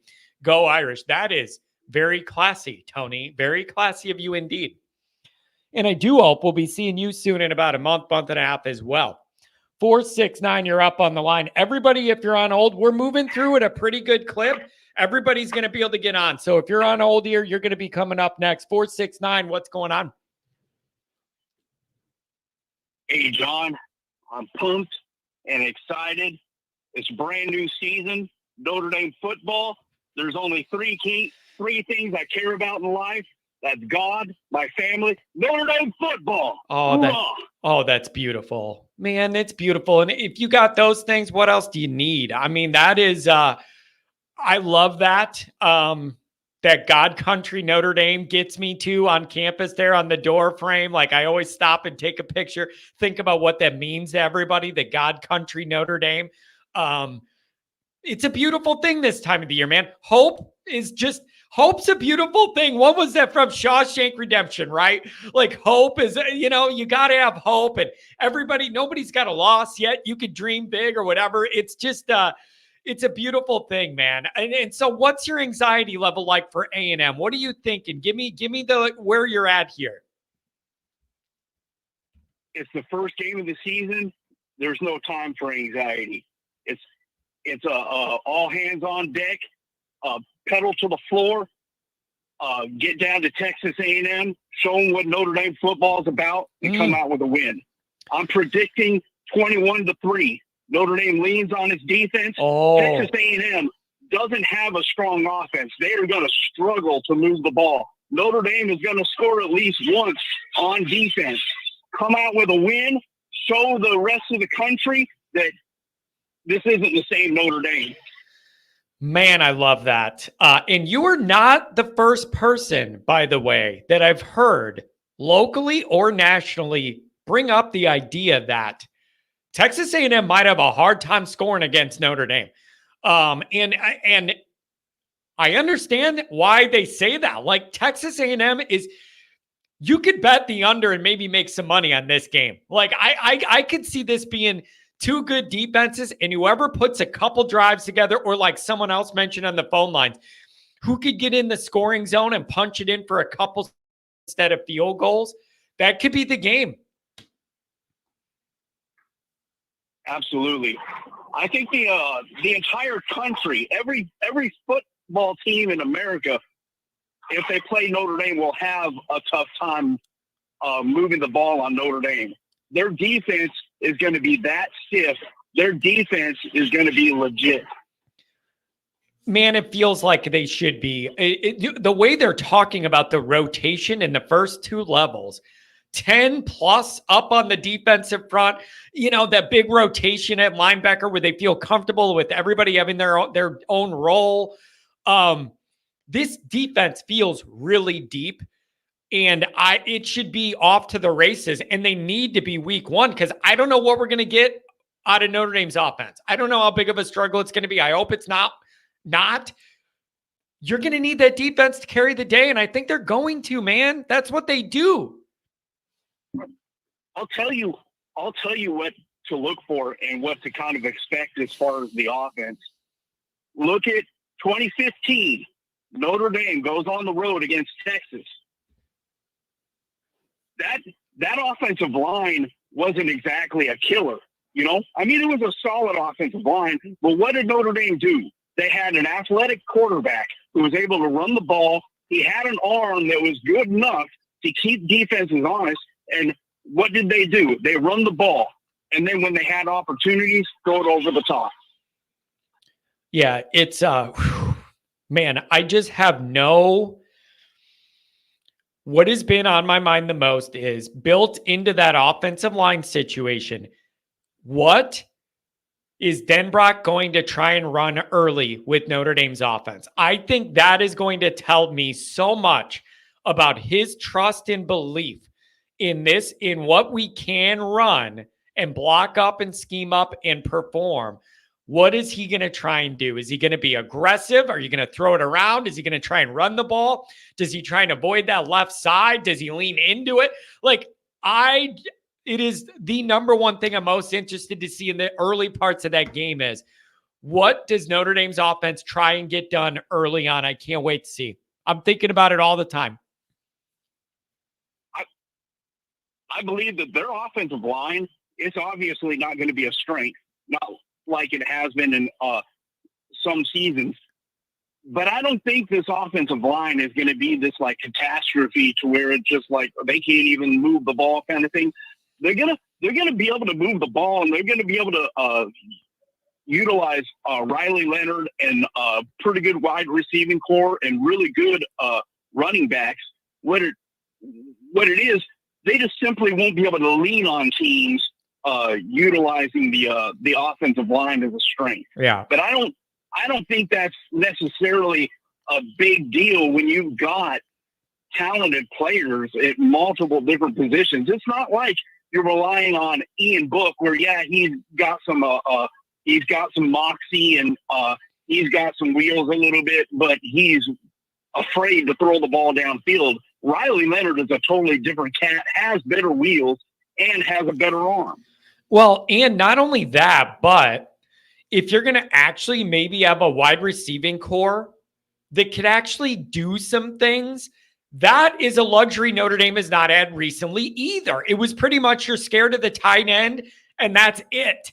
Like, if you literally do have a receiving core that can stress defenses, that helps your run game a ton. That's going to alleviate a lot of pressure off the run game. If defenses actually have to worry about any multitude of those wide receivers in a way they have not had to worry about it maybe the last couple of years, that alone's going to open things up. You got Leonard with his legs. You got Denbrock, who doesn't coach offense scared, unlike the last guy. This could look very, very different, and I'm here for it. Also, remember what happened last season. Not only did Notre Dame go into the season with depleted wide receiver core, but then during the season they had multiple injuries. Yep. If they can stay healthy, they'll be okay, because they have a dude with Jaden Greathouse. I'm telling you, that dude is like a future first-round pick kind of player. You know, if he plays to his potential, he's one of those possession receivers, like a Michael Irvin type, to where you can't stop him inside of 15 yards. And he's like an automatic reception, move the chains type of receiver. Yeah, it's I'm telling you, I love hearing all of the optimism about that wide receiver group. I love hearing everybody talk about it, and the receivers are saying we like playing in this offense because they let us. It's exciting, and you're going to have some action, and they're not afraid to let it rip or whatever. I love it, but I'll believe it when I see it. I love hearing about it, but I'll believe it when I see it. Okay? Well, here's one reason why you can be optimistic about it and not feel like, oh, it's just going to be the same thing. They have a quarterback with an arm. They don't have 5'10", what's his name? 5'10", should have been a backup, should have never been at Notre Dame. You know, they don't have Tyler Buckner couldn't stay healthy. They don't have Ian Book. He can run, but he's afraid to throw the ball downfield. They have a dude at quarterback. Now, is he going to be a Heisman Trophy winner? Probably not, but he doesn't have to be. All he has to do is be capable as far as running for a first down when the play breaks down. Something Hartman couldn't do. He ran for one first down, but the rest of the time it was like the dude just looks like he was scared to get hit, you know? Yeah. They have a guy who's willing to chunk the ball downfield. Riley Leonard is not scared to throw the ball downfield. Yeah, and you know what else? Denbrock's not scared to dial it up either. That guy does not coach offense scared, and I, for one, am here for it. Anything else, my friend? Thanks a lot for giving me a call. Hey, I'm hoping, Lord willing, I'm hoping to be calling in post games as my driving schedule allows, but we'll see. Until then, go Notre Dame. Man, I love to hear it. I love to hear it. Be safe out there. Enjoy the rest of your weekend. Thanks for the call. Appreciate you. Man, we got good, really diverse, good callers today, and it's about to get better right now with who's coming up. Matt with a $5 holler. Extended weather forecast for the 31st. 40% chance of rain. We'll need it. Oh, there's a whole different dynamic. There's a whole different dynamic getting into the rain. All right. Some of you saw it on the chat. We're going to go ahead and up the ante on the show tonight. It is the former linebacker. He's the former captain. It is indeed my patreon.com/always-Irish partner. I believe it's Mike Goolsby on the line. Mike, what's going on? Johnny, how's your night going, brother? Mike, you know how my night's going, dude. Even when I'm worrying about things, there's nothing I'd rather do than talk about Notre Dame football to everybody on a Saturday night. There's nothing I'd rather do, Mike. I'm sick. I'm sick in the head. I love this stuff. So I'm moving around the house. I've been in, I've been out. I was listening earlier. You mentioned worry. You and I filmed an episode a couple days ago. Was it yesterday we filmed? I can't keep track. Long story short, John, I'm back on the side of optimism. Oh man! Why? But Mike, wait, but Mike, Mike, ago, I'm like, people don't realize how much you waver. You guys, Mike will be like he rides these waves, and he'll be like, John, I feel pretty good, and then out of nowhere, one day you'll just be like, John, I'm not feeling it today. I don't. You're like, I don't feel right. Something doesn't feel good, John. So you ride those waves. What's got you riding back up? This is true, yeah, because I will send you a very cryptic text message at 12:15 in the morning, Yeah. and then you wake up and feel completely different. So here's where I'm at in terms of, again, 4, 5, 6 days ago, incredibly optimistic. I think we win by 10 points, and I take the over. It's 46.5 last I checked. I take the over, and then the offensive line news comes out, then the complete shift. I'm in the dumps. And then today, I'm more optimistic. And I've been thinking about the offensive line shift towards youth. A little bit. We got a little bit younger, much younger at left tackle. We got a little bit smaller, much smaller at left tackle. But I'm sitting there going, and we talked about this on Patreon. Why? Schematically, is there a why? Is there a reason? And then I'm sitting there going, positively speaking, and I don't pretend to be, some X's and O's guru, but the last 2 years. Last year specifically, John, it was just lean on people in the run game, crowd the box, duo, double team a down lineman, roll off to linebacker. And I'm like, with this athletic young group at the offensive line, I'm thinking a lot more misdirection, counters, pulls, all this fun stuff in the run game. And then beyond that, I'm like, Elko, Riley Leonard, the familiarity between the two. We've talked about this on Patreon. Does Elko just sit back and let his front four kind of make hay, play a little bit of zone coverage? Egos are involved, John, coaches. I kind of believe Elko's going to try to heat Riley up, bring extra pressure. You with me? Yeah. So with some of this misdirection in the run game, brother, those are home runs for Jeremiah. Oh. You knock one guy, you knock one blitzer, you knock one, kind of slanting, rocking defensive lineman, you knock them out of their gap. That's a home run, brother. Ooh, man.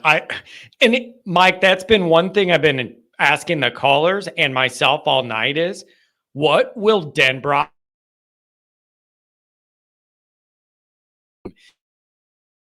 out A&M and what they're doing, or is he going to go in there guns blazing? Like, I am so curious to genuinely just see what the plan's going to be to start out. I have no idea. I'll say this, and make what you will of a presser, press conference, Marcus Freeman. Yeah. Marcus is continually 1% better every day, Marcus, at those pressers, right? But like a Denbrock walks up to the pulpit, and he's like, hey, you guys got any juice? Mark with glasses makes a quick meme about it. Yep. The guy doesn't miss. And I'm just telling you, Mike Denbrock doesn't seem to be sweating. He ain't nervous. Yeah, he does. He don't coach scared. He don't coach scared. And I love that about him. And Notre Dame needs that. The third go around at Notre Dame, he's in not necessarily the twilight of his career, but this last stop is meaningful. You understand? Yeah. So there's some Notre Dame-ness kind of mixed into this, but yeah, today working out in the land, like I'm just kind of thinking about this, and like I feel good. I got some pep in my step about the game. Oh, I like that, dude. I like hearing that from you. And then, all right, we got a question for you that just came in, $5 holler from Happy Gilmore's brother Andrew, Patreon guy too. Mike, very simple. Do we have a wide receiver that can get over the top? And we've been talking about that a lot with this wide receiver hype. What? I know it's a good question because I don't know the answer. So real quick, based out of your starters, Andrew, Chris Mitchell might be the one, but he's kind of been Faison's been rotating with him to the field. Chris Mitchell talks about he's got 4.3 speed. I've been around athletes my whole life. I've heard a lot of guys, proclaim to be faster than they are. They just had a bad start, yada, yada, yada. So kind of wait and see. I do believe KK Smith, who I doubt will start. We talked about this again at length, was at the spring game, talking to the wide receiver room, over at dinner, like, hey, who's the fastest? KK's the fastest guy on the team, fastest wide receiver. Well, is he going to play? Is he going to start? Who knows? So do you have somebody? Yes. Are they going to play? Who knows? But, John, we've talked about this on the other platform, Patreon. In my mind, dude, Quick game, you're a little bit worried about the pass rush. You're a little bit worried about your young offensive line. Quick game, Riley Leonard played a lot of quick game, almost West Coast-ish at Duke. Get the ball out early. Wide receiver's going to have to make a play and make somebody miss a tackle. Shuck and jive, brother.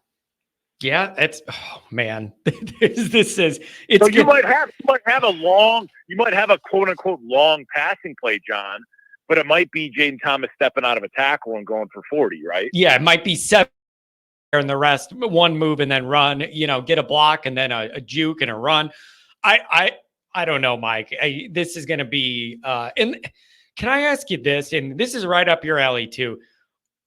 How comfortable are you with the plan, with the rotation, with these linebackers? That's right up your alley. Would that drive you nuts if they're moving guys in and out too much for you to find a groove? Or do you love this because you're going to be able to maximize everybody's strengths situationally? How do you react to that planned rotation there? Yeah, well, when you're as anxious as I was as a player, John, you don't love it, right? Because you do want to kind of get in the flow of the game. You don't want to be looking over your shoulder, right? Yeah. And you want to be able to play free, and that, like, oh shoot, if I make a false step, I'm going to get yanked. I miss a tackle, I'm going to get yanked. I'm going to sit for 3 series. So me personally, I don't love it, but I totally get it, given the makeup of the room this year. It's a bunch of unproven guys, a lot of young talent. Jack Kaiser, like we've said before, is going to kind of be the room mother in that regard. So it makes total sense. I think 5 is maybe a little bit aggressive, just given the fact that we don't really play a nickel, we don't really play a rover. Rather, we play like a nickel defense. I've said on record, I think Jalen Snead's the only person physically in that room that can actually play rover. I mean, Jaden Osbury's not a nickel. He's not a rover. He's too small. But that room as a whole, bro, it's a ton of talent. It's just like, 2-3 classes in a row, Marcus Freeman, Al Golden stacking talent, and you finally get a chance to see it kind of roll through. Yeah, man, there's just so much on this first game. And it's so Notre Dame-y, Mike, that this all falls together. And then you have the offensive line issue, and it happens to match up when the week 1 game's against a team with a strong defensive front. Like, it's the most known scenario of all time. I just need them to come through, Mike. We've just been burned so many times in these big game moments. Doesn't have to be pretty. I just need you to get through this one. Come on, give it to me. 100%. And like I said, I'm 10 points. 10-point win. I feel good. I feel real good about it. I mean, like, across the board, we got a better quarterback, better running backs, offensive line suspect, defensive line's probably a wash, better linebackers, better secondary. You talk about this a lot, the mix of youth with a little bit of experience. It's a nice blend. I totally see all that. But, we're hesitant. You got to protect your heart. I totally get it. You got to protect your emotions. One other thing, and I'll leave you with this. It's like, we talked about, does Riley Leonard get enough attention? Is there enough focus on his progression at the position in terms from like the media perspective? It's like he's kind of been hiding, which is great. Let him develop, kind of work after missing spring, whatever. Anything Jeremiah Love related, John, tends to be kind of like lazy in our role. If I'm like, oh yeah, Jeremiah Love's going to be the MVP of the offensive MVP of the, I'm just telling you, I think Jeremiah Love could be incredibly special for us. And then we sort of sweep it under the rug because we don't want to believe it's too good to be true. How's that, John? You feel what I'm saying? Yeah, I get People that. don't want to, dude. That's like, yeah, but Aeneas Williams and JD Price. It's like, yeah. For sure. They're great players, great kids, all this other stuff. But let yourself just think about how special Jeremiah Love could be and should be and ought to be for our offense. Does that make sense, dude? Yeah, that does make sense. But the question people are asking now, Mike, is they want to know if you're giving this to us straight or if you have the tinfoil hat on in the old garage there in Nebraska, or are we doing this straight up? No tinfoil conspiracies. Are we doing it straight up? there's no tinfoil hat on, but no, I mean, I had a cocktail or two. Yeah, I mean, I just think that's just getting wound up here on the weekend. Mike, thanks for giving me a call, man. Anything else on your mind? We got Tim Hydes in the chat tonight. Everybody's getting worked up, man. We're 2 weeks out. Everybody's coming out to play. I love this. This is my 2 cents on this whole the After Dark show. I just think it's perfect. And I can't wait for it to grow and grow and grow, because it's just like, yeah, with the season around the corner, what are you going to be doing? Watching some baloney on Netflix? Yeah. It's like, yeah, you tune in, you give it a listen, you kind of get lathered up in Notre Dame football. It's a gift to us all, and I appreciate you.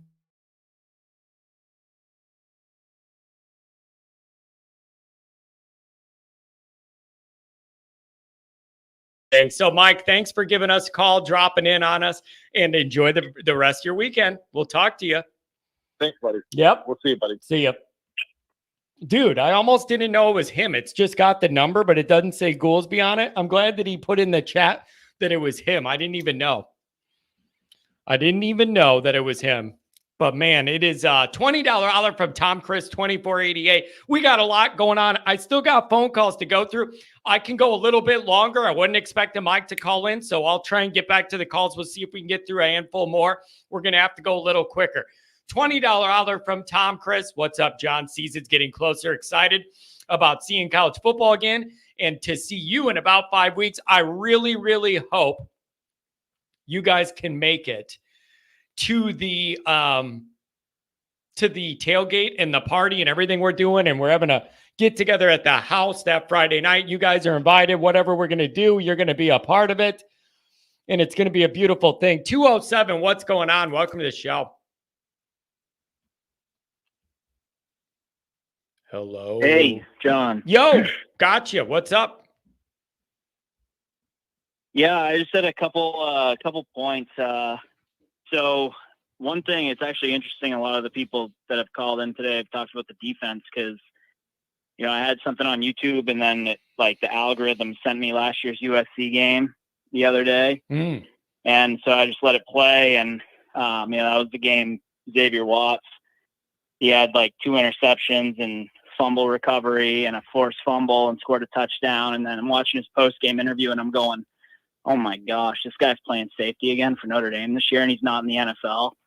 I think that, we look at this defense, and I think we really ought to be more excited about what we got coming back. I mean, Watts, Morrison, and there's talk about Christian Gray beat out Mickey for the second corner spot. I mean, if he beat him out for that job, how good is this kid going to be? I'm telling you, and then we got, is Gray not the next? I am predicting him to be he's going to be that next secondary dude that is the guy everybody's talking about, long and lanky and athletic. And I think people are going to avoid the other side of the field and he's going to get more action. I just feel like he's going to be the next one to bust out there. And I can't wait to see it. He's so athletic and long. I love it. 100%. And then, this defense, on the defensive line, we got grown men playing defensive line for us. And you think back to 2012, part of what made that team so good was you had guys like Cap and Lewis Moore playing defensive line that were, they were, adult men playing on the defensive line. And that's, what we got going on this year too. So I just think, people ought to be really excited about everything we got going on defense. And then on the offensive side, there's all this talk about the offensive line. I don't know if, one of the things that I thought of today that maybe people aren't considering is the move to Knapp. Maybe it's not just that, he just pound for pound, if he is going to start, we don't know yet, but maybe it's not that he pound for pound beat out Baker, but it also could have to do with the kind of offense that Denbrock wants to run. And maybe you want a smaller, more agile kind of guy so that he can move around out there, and you're going to use that RPO game and spread the field and get out wide and all that kind of stuff. And maybe it's not so much about who's the best player, period, but who fits the offense the best. And it's not it shouldn't be a concern, but there's a lot of talent on that O-line still. I think that we should give them a chance and see what they can do. And there's a lot of things to be positive about. This is one of the Notre Dame teams that I'm most excited about that we've had, I mean, probably in years. And I just think people should be really optimistic going into the season. Listen, man, I'm with you, and I like the positivity. There is no guarantee that if you roll with the younger guys, that means the O-line's going to be terrible or you're going to be in an awful spot. It doesn't guarantee that or whatever, but I just feel like O-line is one of the spots, more than a lot of spots on a football field, where you hear people talk about experience mattering a lot. And the longer guys are together, it matters a lot and whatever. So then when you start rolling the dice with guys that have never started before or whatever, that's what makes people nervous. So I don't know, man. I don't know. And it's just kind of, I don't know. We're going to have to see how it goes. But if they go young, I can applaud them for rolling the dice if they go young and go, we're going to get this developmental track going with these younger, more athletic guys, even if they're undersized and inexperienced, we're going to go with it. So whatever. I don't know. I don't know what we're going to get. Yeah, I mean, I agree that it's not an ideal situation, but I also just have the thought that maybe it's partially scheme-based. And, I mean, if Leonard's only going to have the ball in his hands for, a couple seconds before he's getting rid of it a lot of the time anyway, maybe you don't need the 6'8", 315-pound guy back there to block on the left side. Maybe you need a smaller guy who can move around. You can pull him out wide and dump it off and run the RPO game. And so maybe it's, partially a scheme-based thing. And I just think it'll be interesting to see how whoever starts back there, what the offense looks like. That is quickly becoming one of my number one question is, what does the offense look like early on? What do they, not only what they're trying to do, but it tells you what Denbrock thinks they can accomplish. And that's what I want to know is, he's seen so much football. What does he think they're going to be able to accomplish in this moment and what they're going to try and do early? It's going to tell me so much about where they think they're at starting all this. It's going to be so interesting. I can't wait. Yeah, 100%. Hey, I'll let you get to other callers, but have a good night and go Irish. Hey, I really appreciate the call, man. Have a good evening. Enjoy the rest of your weekend. Thank you very much. Oh, I love it. All right. 1, 2. I got 4 calls left. Let's see if we could do a few minutes on each and get through the full bank. 559, you're on the line. Oh boy, here comes the energy. What's up, baby? What's up, Joe? What's up, Notre Dame? I knew I could count on you for the energy, man.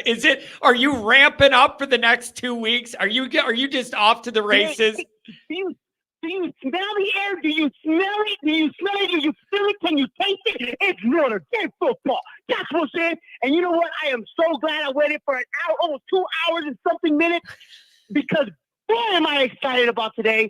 I woke up feeling it. I woke up feeling that Notre Dame spirit, and we all missing that. You guys are over there huffing and puffing and worrying and stressing, and oh my God. Remember, Alt was a freshman. Blake was a freshman on big events, big stages, and they performed. Stop over here overhyping and overreacting like some prima donnas. We are Notre Dame. If you don't understand it, I understand it, because we've been in the 40 years because we had mediocre coaching. And I understand Goolsby, how he's wishy-washy because he got in with the Tyrone Willingham, which did not do anything about recruiting. But anyways, we're back, baby. Football is around the corner. Let's get behind this team. Let's get behind this team. Let's love this team. And you know that song by Floater? Whistle, baby, whistle, baby. Hear my flow. Well, here comes the Irish, baby. Get your ass up now. I'll play with you. But anyways, you know how good I felt, John? You know how good?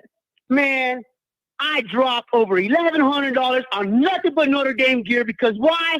Because we shop on that expensive aisle, my friend. And we don't hesitate, and we're not afraid to show the love that we have for this team. Now, let's get behind this team. Man, your energy it's unrivaled, to be quite honest. And a little side swipe on Ty too, and his whole era, man. That's brutal, man. Little side swipe on Ty. It's the truth, man. But you know what? I'm feeling real good because that's exactly how I feel. We're going to cover. We're going to go over. We're going to run that ball down their throat, and we're going to show them what Notre Dame football is all about. Oh, man. And we need to stop. We need to stop thinking that, we save our heart. You know what? We work hard to play hard, all right? That's what we do. True Notre Dame fans are not afraid to put their money in their mouth and walk it like we talk it.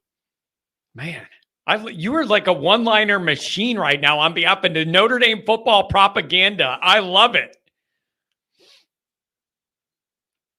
Yeah, John. And I love seeing the fact that you're Sports Illustrated. I saw the other day, I was able to glance real quick. I've been really busy. I haven't been able to catch up on your show. But I'm so glad you're going to finally be in the media. Therefore, you could be with Fine Fart and over there, that dude that has his hairline that's going backer and backer and backer. Looks like he has a movie theater going on. That all he does is be loud and stuff. So when you're in that show, don't let... Are you talking about Stephen A. Smith? Yeah, this Stephen A. Smith. There you go. That fool don't know a damn thing about football or basketball. He's trying to act like he knows everything. Man, shut your ass up, boy. You know, when you get up, don't let them punk you, my boy. You let them know, you know what, this is Notre Dame. And if you forgot it, we're going to show you. Fine Fart, grow some hair. And Stephen A. Smith, get a hairline and make it straight, my boy, because that thing's looking like a movie. So I'm letting you know, we got you, John. We love you, and we got your back. Now show what Notre Dame's about and flex your muscle, boy. Because when they talk about Notre Dame, put some respect behind our name. Oh my gosh, dude! This is fantastic. I appreciate it. You got anything else? You unloading here? You got anything else? Man, I'm not gonna call until after the game, and I'm gonna be ready to pop off.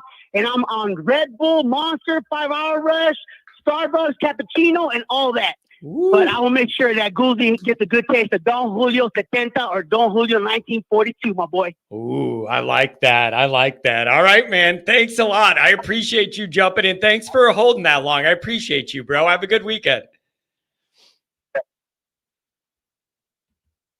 Oh, man. That is a lot of energy. Even for me, that's a lot of energy. Let's keep going. See if we can get a couple more in. 419, you're up on the line. What's going on? 419. You're on the line. Going once.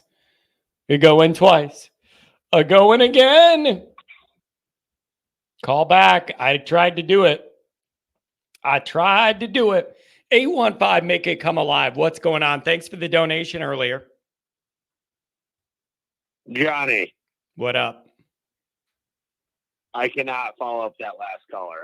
I literally do not have it in me. Well, you got any drugs handy? Like you might need to artificially inflate your delivery style here, bro.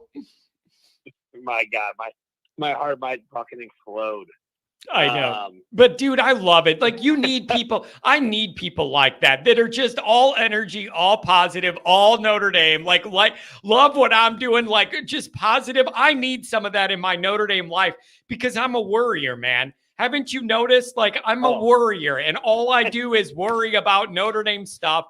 And it's why my hair's falling out. And I need some of that balance, bro. I love it. I do have a bone to pick with you right now. Ooh, what's that? You said you do not drink on these streams. If we beat Texas A&M in 2 weeks, I better see you with a Miller Lite in your hand that night. I think I was actually already thinking about that. If we win that game, I think I will allow myself to indulge a little bit on the post-game show. I think that would be warranted, justified, totally expected, and fair, and within reason. I will not drink during the game because I'm doing my notes and trying to organize the show, prep, and whatever. But if we win, I can tell you we will do that, and I think that's perfectly fair. Good call by you. And hey, I'll fall on the sword. I might drink a beer too. Oh man, there's going to be a lot of beers drunk in the Notre Dame ecosystem. Dude, those post-game shows after the games are wild, especially the night games, because you just have no idea at all what you're getting people. You have What, Nick Dean, he says his wife's saying that my airline's falling out because of my bad diet. Give me a break. Give me a break on that. Anyways, those night shows, man, you don't know what you're going to get because everybody's drinking something. And if they're in a bad mood, it gets rough in here. Woo. I feel like I've seen some people that just crash and burn on your show that are just too intoxicated. They don't even know what they're saying. You know what's funny about it, man, is the next day, a lot of them will rewatch the show and message me and be like, I'm so sorry, man. Like, I didn't realize. And they're like, why didn't you stop me or cut me off? And I'm like, I don't know. Maybe you just had to hear it for yourself. But I've had a few people be like, oh no, I re-listened and I shouldn't have done that. I'm like, it's okay. It's okay. I love it. I mean, that's the life we live right now. We get live and die with Notre Dame. I love it. But hey, am I dumb for every week we get closer to this game, I get more confident, and I don't know why. The worst things happen in regards to our left tackle goes out, anyone gets hurt. For some reason, I still become more confident. Now, explain that to me. Is that your heart? Is that your brain? Is it just the way you're coping to get by the next half a month? Like, why? I'm genuine. Like, what do you think is making that happen? I mean, you tell me if I'm wrong. I just think we have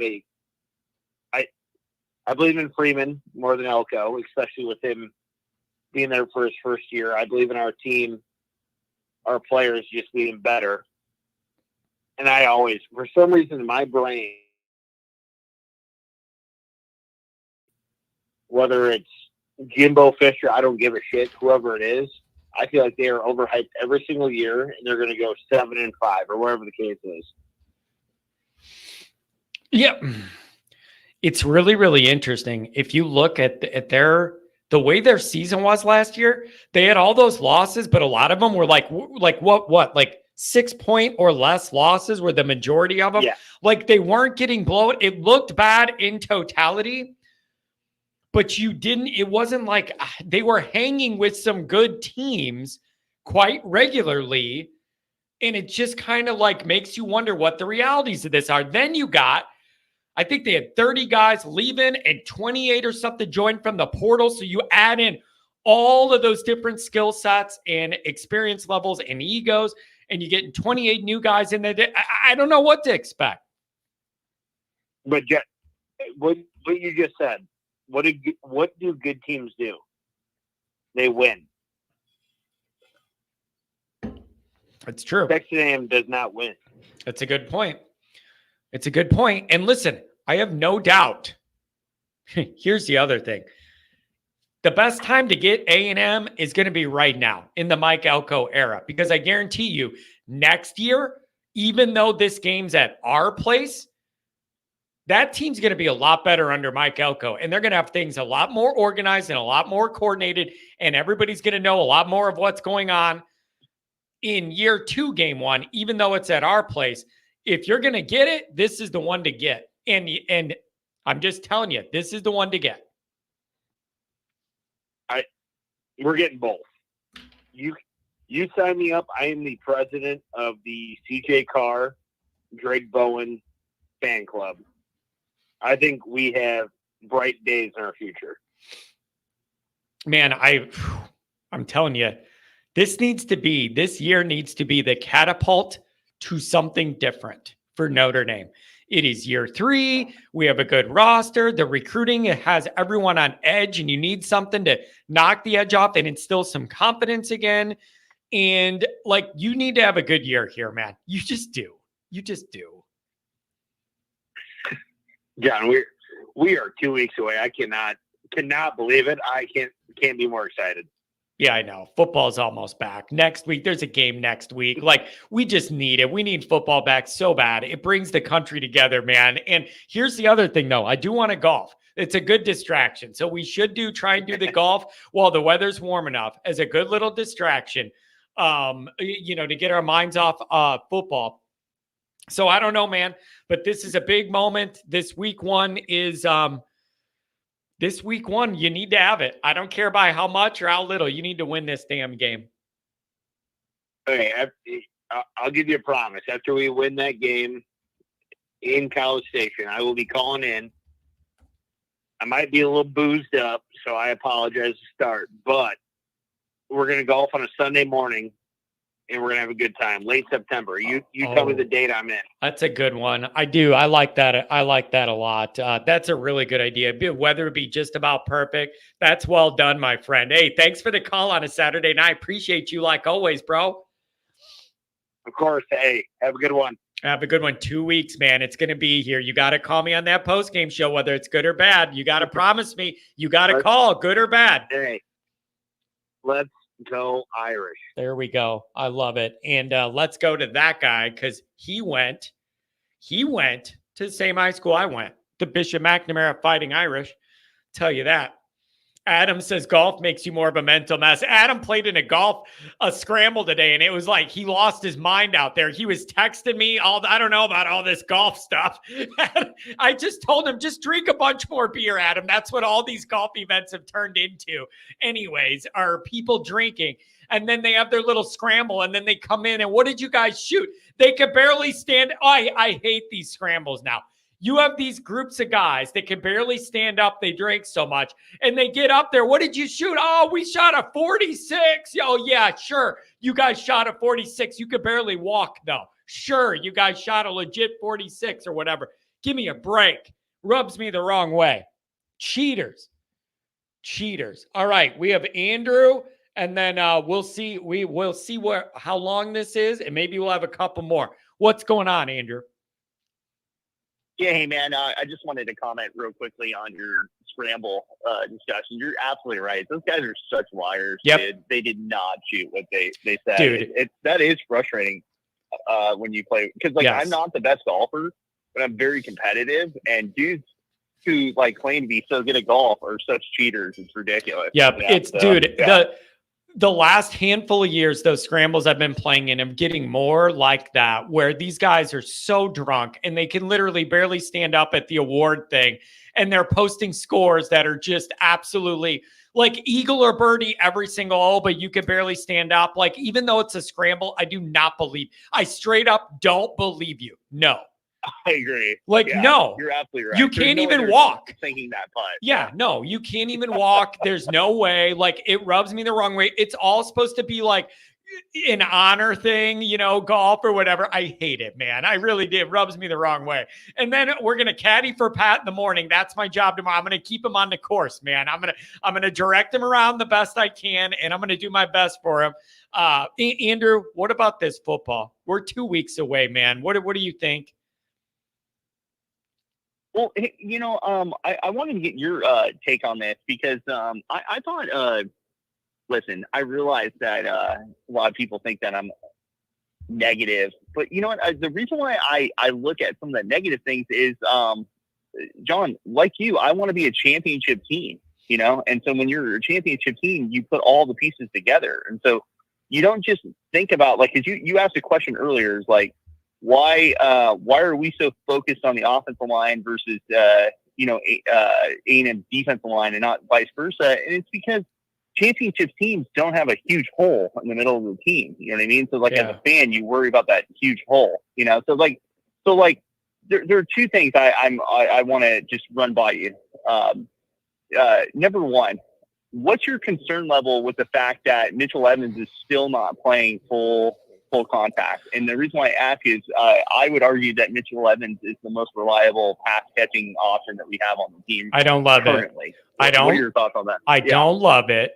And again, I just went through this thing of me saying that I'll believe what I see, and I'm not listening to these press conferences, but they did. I know Freeman or somebody did say if we played DeMar or whatever, Evans would play. Like, I did read that on Twitter, that it came out in the presser that he said he's done enough that he would be a go if we played the game tomorrow or whatever. Obviously, I don't love it, Andrew. That was your number one guy. Every third down, he's the guy they threw to last year, every single time. Like, he's your number one dude. Yeah. Hate it. I'm glad you brought that. Up because I just think that when you're on the road, in a loud, ridiculous environment, I think it's pretty plausible that you're going to have a lot of like third and like you got to throw the ball, not third and manageable, but third and you got to throw the football. And it's like you need Mitchell Evans to be healthy unless you think that Eli Raridan's ready to go and like he's the dude.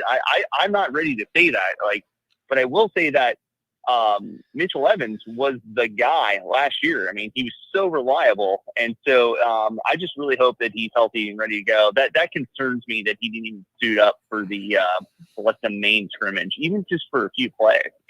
So. That concerns me. And then okay. Now wait. The question. Here's the good thing. Yeah. Here's the good thing. The good thing is, if he can't really practice heavy, but then he can play or whatever, you at least know that he knows what he's doing, and he's not missing like must-have developmental time to learn what he's doing or whatever. Like if there's one positive in that, I guess that would be it. That you don't feel like he necessarily needs all these reps to be ready to go. Like it's not a good place to be. But like, I'm just trying to scratch and claw and find some positive out of a iffy situation. No, I agree. I don't think you got to worry about him not knowing the playbook or anything. He's a pro, dude. Yeah. He's got it. What you worry about is he physically as imposing as he was last year? Yeah. Because I remember he caught a ball right behind his back. Remember, like it was like a 3rd and 8 or something. Second half. Hartman throws like a sort of a ball behind his ear and he catches it one-handed and keeps the drive going, and we end up scoring a touchdown on that drive. Like we need those type of conversions, and like can Raridan do that? Maybe. I mean, I think Raridan's got a lot of upside, but I'd rather have a guy the proven talent like him. So like it does worry me that he hasn't suited up, because I'm not saying that I don't think he's going to go week 1. I'm saying that is he going to be the guy that we are used to seeing is what concerns me. And that's knee injuries are like that, so. Man. And it really makes, really, the other thing that really upsets me about that is the situation in which he got the injury really bothers me, because it was completely, I'm so glad you brought that bro, up. It was so avoidable. It was the stupidest situation. Thank you. And it was so avoidable. And dude, Goolsby always brings up when I bring this up, he always says to me, I'm telling you what happened, John. Those coaches, you think they're aware of everything and they're pulling all the strings? He goes, I guarantee you, they forgot that he was still out there and he's just in the huddle and runs out there with the offense. And it slipped everybody's mind. And the next thing you know, it's a big, huge problem. It was really, really dumb. It was stupid. So unacceptable. Yeah, it's so unacceptable. Yeah, because like the other thing you have to think about too, when you're getting beat by 40 points by a team and you're like a proud, like think about it. When you're on Pitt, who they were playing that injured them, you're like the best player of your high school, right? And then you're getting your ass kicked now in Division I because there's so many dudes better than you. Like they get angry and they just want to like injure dudes. So it's like, why do you have one of your best players out on the field at that time? It's just idiotic, you know? And like, if they really did forget, it's like, that is such an indictment on the coaching staff. But, I just got 2 other quick points. The other quick point was, I asked Goolsby, he did sort of filibuster the question a little bit. And I want to know, like, John, do we have a wide receiver that you feel confident? Believe it when I see it. And the reason why I asked, believe it when I see it. And I'll believe only when I see it. I will believe it only when I see it, damn it. And I'm sticking to that answer. I mean, hasn't that been our Achilles heel for the last 2 to 3 years? Like we cannot, like a lot of people will and I'm by no means a Tommy Rees fan, but a lot of people will like dog Tommy Rees's play calling. But like, wouldn't you agree that you have to sort of change your play calling when you don't have a wide receiver that can ever beat anybody deep? You sort of have to be a trudging, tight end centric offense if your wide receivers can never, ever beat man coverage deep. So it's like, I just like my only thing is I'm not saying that Chris Mitchell can't beat anybody deep, but like, I don't know, you listen to some of your competitors, John, and they're trying to tout the fact that he had a great game against Arkansas. And it's just like, dude, Arkansas was like the worst team in the SEC. It's like that guy played in the Conference USA. Like, is that super comparable? Like, And I just would hope that I'd be hearing a little bit more buzz out of the camp that this guy's just killing people over the top. I mean, you hear a little bit of it. I'm not going to try to say that there's nothing of that. Like, you do hear a little bit of that. But, like, by all means, they're saying that Greathouse is by far the best wide receiver. And, like, I'm not trying to dog Greathouse. I think he's a really good quarterback. Or, I mean, excuse me, a great slot receiver. But, like, he can't even really threaten anybody on the outside. Like, he has to be the slot, and he's not even a fast slot. And, like, that's your best receiver? That's a little bit concerning to Can me. you Because what's going to happen is they're going to stack the box. They're going to stack the box against you. They're going to say, we are not going to let you run. And then we're going to blitz you a lot. And we're going to dare you to throw it deep. And, like, unless you got a dude who can just beat man coverage, like that's a real problem. What if the argument is you're not hearing about that because our defense is so good and especially good on the back end that we just can't even get open even in practice, Andrew, because it's lockdown back there. Damn. It's like I'll say, damn. Yeah. That's great news. It's dude. like Akon, bro. You're locked up. They won't let me out. You can't do nothing back there. You're locked up, dog. You can't get open on Notre Dame's defense. I don't know.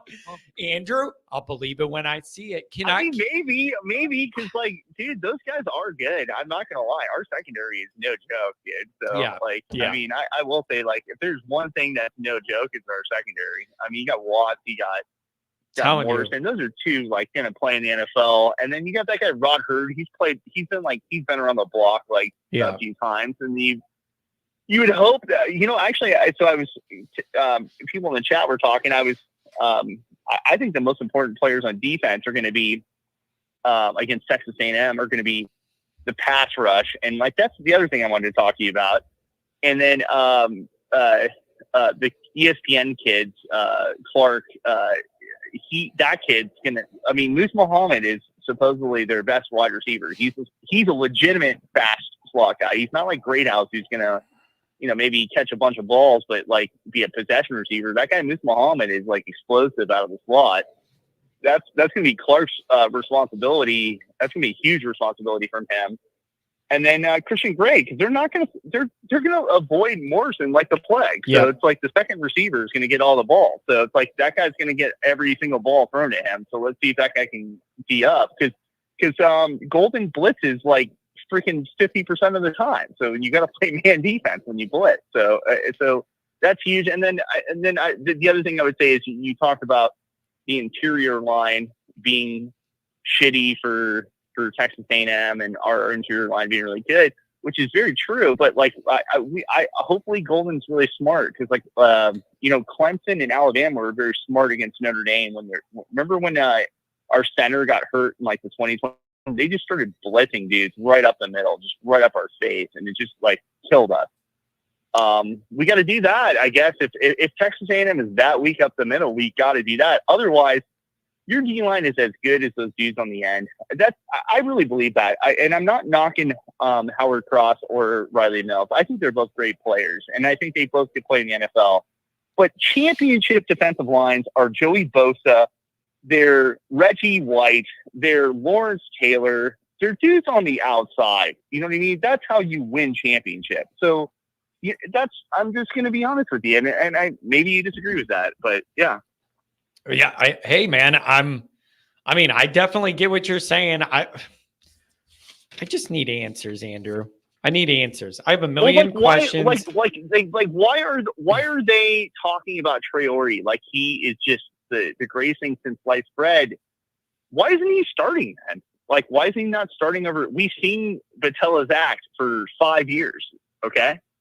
Why is he not starting then? Haven't you heard? He's a changed man. He's a changed man. His physique has changed. He's got that killer mentality still, but his physique has changed. He's muscled up and the fat is down and he's a lean, mean fighting Irish machine. That's why, bro. I'm just telling you what I've been told and I've been reading. I know. It's just like, damn, man. Like, it's like that guy's, he's gotten more chances to be the head guy than just anybody who's ever been at there. It's really time. Yeah, so, it really is time to, like, deliver big time. So I don't know, man. Think the reason why I actually brought it up is that, like, Traore isn't better than him down to down. Because, like, I mean, and that's why I keep saying this. Like, Joe Rudolph, like, is evaluating every single guy on the offensive line, and like, we were all shocked when he really switched it all up. Well, like, don't you think Al Washington is doing that to a certain extent? Like, why would Al Washington feel like he owes Jordan Botelho anything? You know what I mean? Like, Jordan Botelho hasn't done anything for Notre Dame. So, like, he's obviously down to down, at least in practice, doing better than Traore. So, like, I need to see it to believe it, is what I'm saying. So, Oh, man, Andrew, it's going to be a long 2 weeks still. So hang in there, and then we're going to get all of our answers. And whether we're happy or sad, we're going to have ourselves an interesting call-in show in about a half a month from now, buddy. And I just hope it goes the right way so we can all enjoy ourselves. But I don't know, man. It's going to be a wild 2 weeks. Enjoy the ride, bro. Thanks for the call and the donation. later, man. See ya. Yeah, see ya. Oh, man.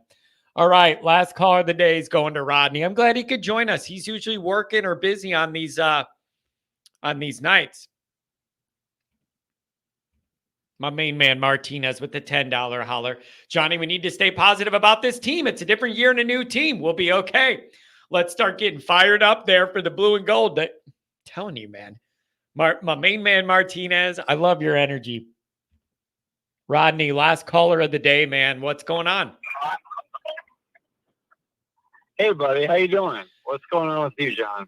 It's good to hear from you. I know usually you're not available on these all these night shows in the summer. I don't know, man. You've been listening for a while. What's on your mind? Everybody's just kind of anxious for what's coming in 2 weeks, and we're trying to figure out truth and the reality in all this.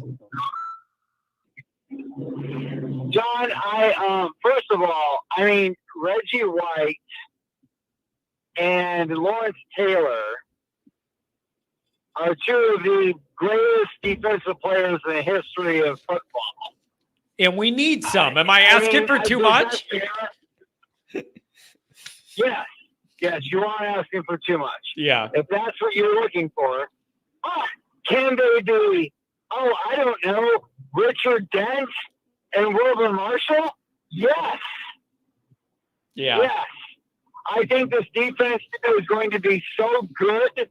I think it's going to be, I mean, on paper, I don't remember a time when all three phases of the defense I was as confident about. This could be the most athletic linebacker core we've had in years. And yet, they're probably the third best group of our defense. That's really, really an interesting point. That's a very interesting point. The defensive line, it's incredibly, the line is incredibly deep. The secondary is incredibly talented. And the linebackers, I would say most years that would be our advantage. And this year it's actually the third best group. It's incredible. So we have that to lean on. And I think what's weird, John, is I am really, really worried about our offensive line. And when you really heard Notre Dame collective saying they're worried about their offensive line. Maybe a couple guys have left. Maybe this is unproven. I mean, 2021, they were absolutely an abomination the first several games, if you remember right. I mean, it was just like free reign on Jack Cohn. I mean, that line stunk. Is it overall? Is it overall, or is it specifically about week one and what a bad matchup that is, or is it both? Like, is it that moment you're worried about, or is it overall? John, I'm going to say this. I am so confident about the rest of our team. I am scared to death about our line. I want to be proven wrong, but I think it is going to be a nightmare. Oh, man. For the first couple. I'm going to say that right now, man. I just mean the line. I'm not talking about the rest. I think Denbrock's going to try to minimize that. I think he's going to do everything he can to minimize that. And I think, the skilled guys, this is the first time where it's the quarterback, the running backs, and the wide receivers and the tight ends are going to have to show leadership for the line because I think the line is going to be very bad the first couple weeks. Oh man, that's but rough. I do think they're going to get better. No, I say very bad, but what I'm saying is, can Denbrock scheme against that? And that's the question. I think the line in 2021 was better than this one, but I think the scheming was terrible, and so it made it almost look worse. Can Denbrock take what I think is on paper, especially the left side line, a very poor, to start, left side line, and get it up to par to where that defense, those special teams, and that experience at receiver and running back, get the ball out of the quarterback's hands quick. Yep. Let's use a lot of misdirection. Let's use a lot of trap plays. Let's exploit the speed and athleticism we have at running back. Okay, and let's minimize what the offensive line has to do in terms of thinking. And I think then by game 5 or 6, if it is Knapp starting. By the way, quick question: is Knapp the son of Lindsey Knapp? I do not know that. Related to him in any way? I do not know that. I was curious. He's a very awesome offensive lineman for Lou Holtz. Okay, I'm just curious. But John, I think they can. I'm just telling you what I see on paper. I am petrified at the health of the offensive line. I am petrified. What a rough last call of the night is to have a guy driving around saying he's petrified of the old line. Jesus Christ. Yeah, man. I just we are so thin right now. But every other position I feel absolutely great about. I mean, that's the weird thing. It's like there's this one position that I feel awful about, and every other one I feel great about. So it's just kind of like, how does Denbrock scheme us into the? And I think that you obviously want to have him, someone, that elder statesman, as your coach in this situation. So I think we're going to be okay, John. I really do. I think we're going to be okay. But my God, can you imagine Parker with this offensive line? Rodney, I got to say, what I like about this is you're giving me what your worry is, but you're also kind of working through it by saying you got to use the talent you do have and a coach with more experience to be able to kind of scheme your way out and around of some of these problems. I really like that. I like that you're thinking of ways to get around it. John, I just don't want us to sugarcoat this line situation. I think it's really bad. I really do, John. But I think it's going to get better. I think it's going to get better, like probably even maybe immediately after Texas A&M. I just want to see them, because I think it's going to be a struggle in that first week. I really do, John. I'm really disappointed that Tosh Baker has already, from what I'm hearing, what I'm seeing, what I'm feeling, has relinquished that job to a freshman, because here's a guy who's, he was relatively highly recruited coming out of high school, and he's had a lot of years there. And I really wanted to hear that, he had this opportunity and he took it by the horns.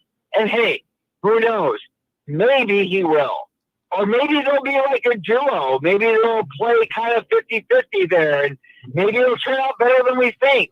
And maybe Denbrock will be, he'll be brilliant about it. And he'll find ways to lessen what they need to do, lessen the thinking.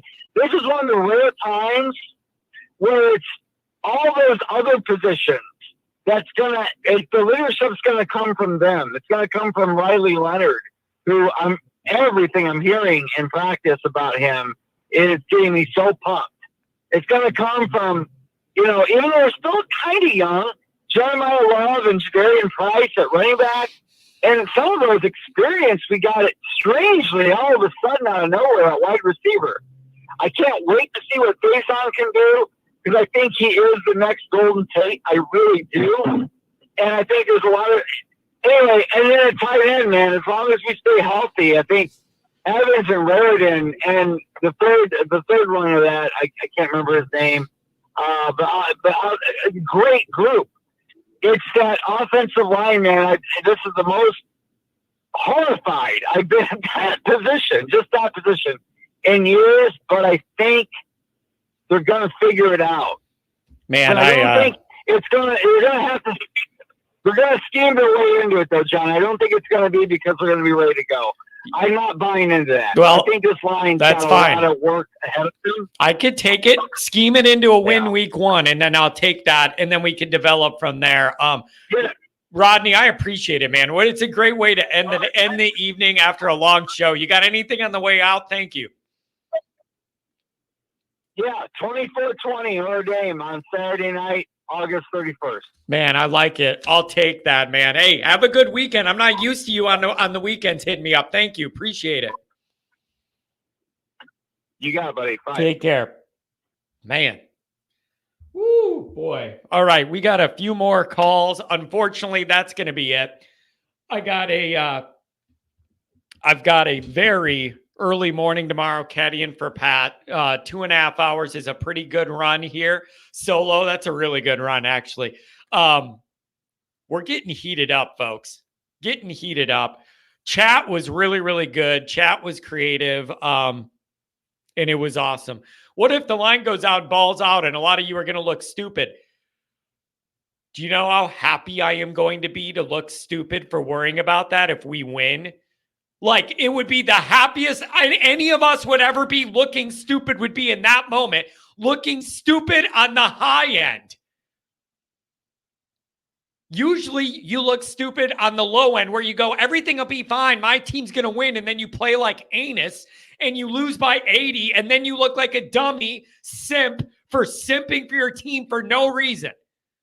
Do you know how much everybody would want to be wrong about this? I will wave a flag around saying I was wrong about this. I'm an idiot. I would love to have that opportunity. Domer, wow, $50 holler. Shout out to the chat. It's brilliant, funny, thoughtful, and crazy. Truly one of the best parts of your show, John. I really appreciate it. And it really is. I mean, it's quite the community. And when you guys get on a roll on the chats, it's really funny to see you all play on each other and then keep something going.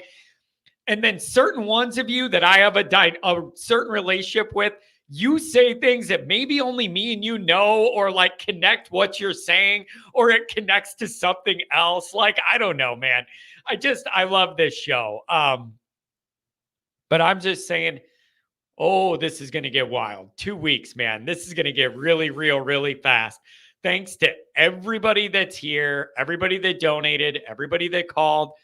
I think we were able to get through most of the calls tonight. I'm trying to move it a little quicker.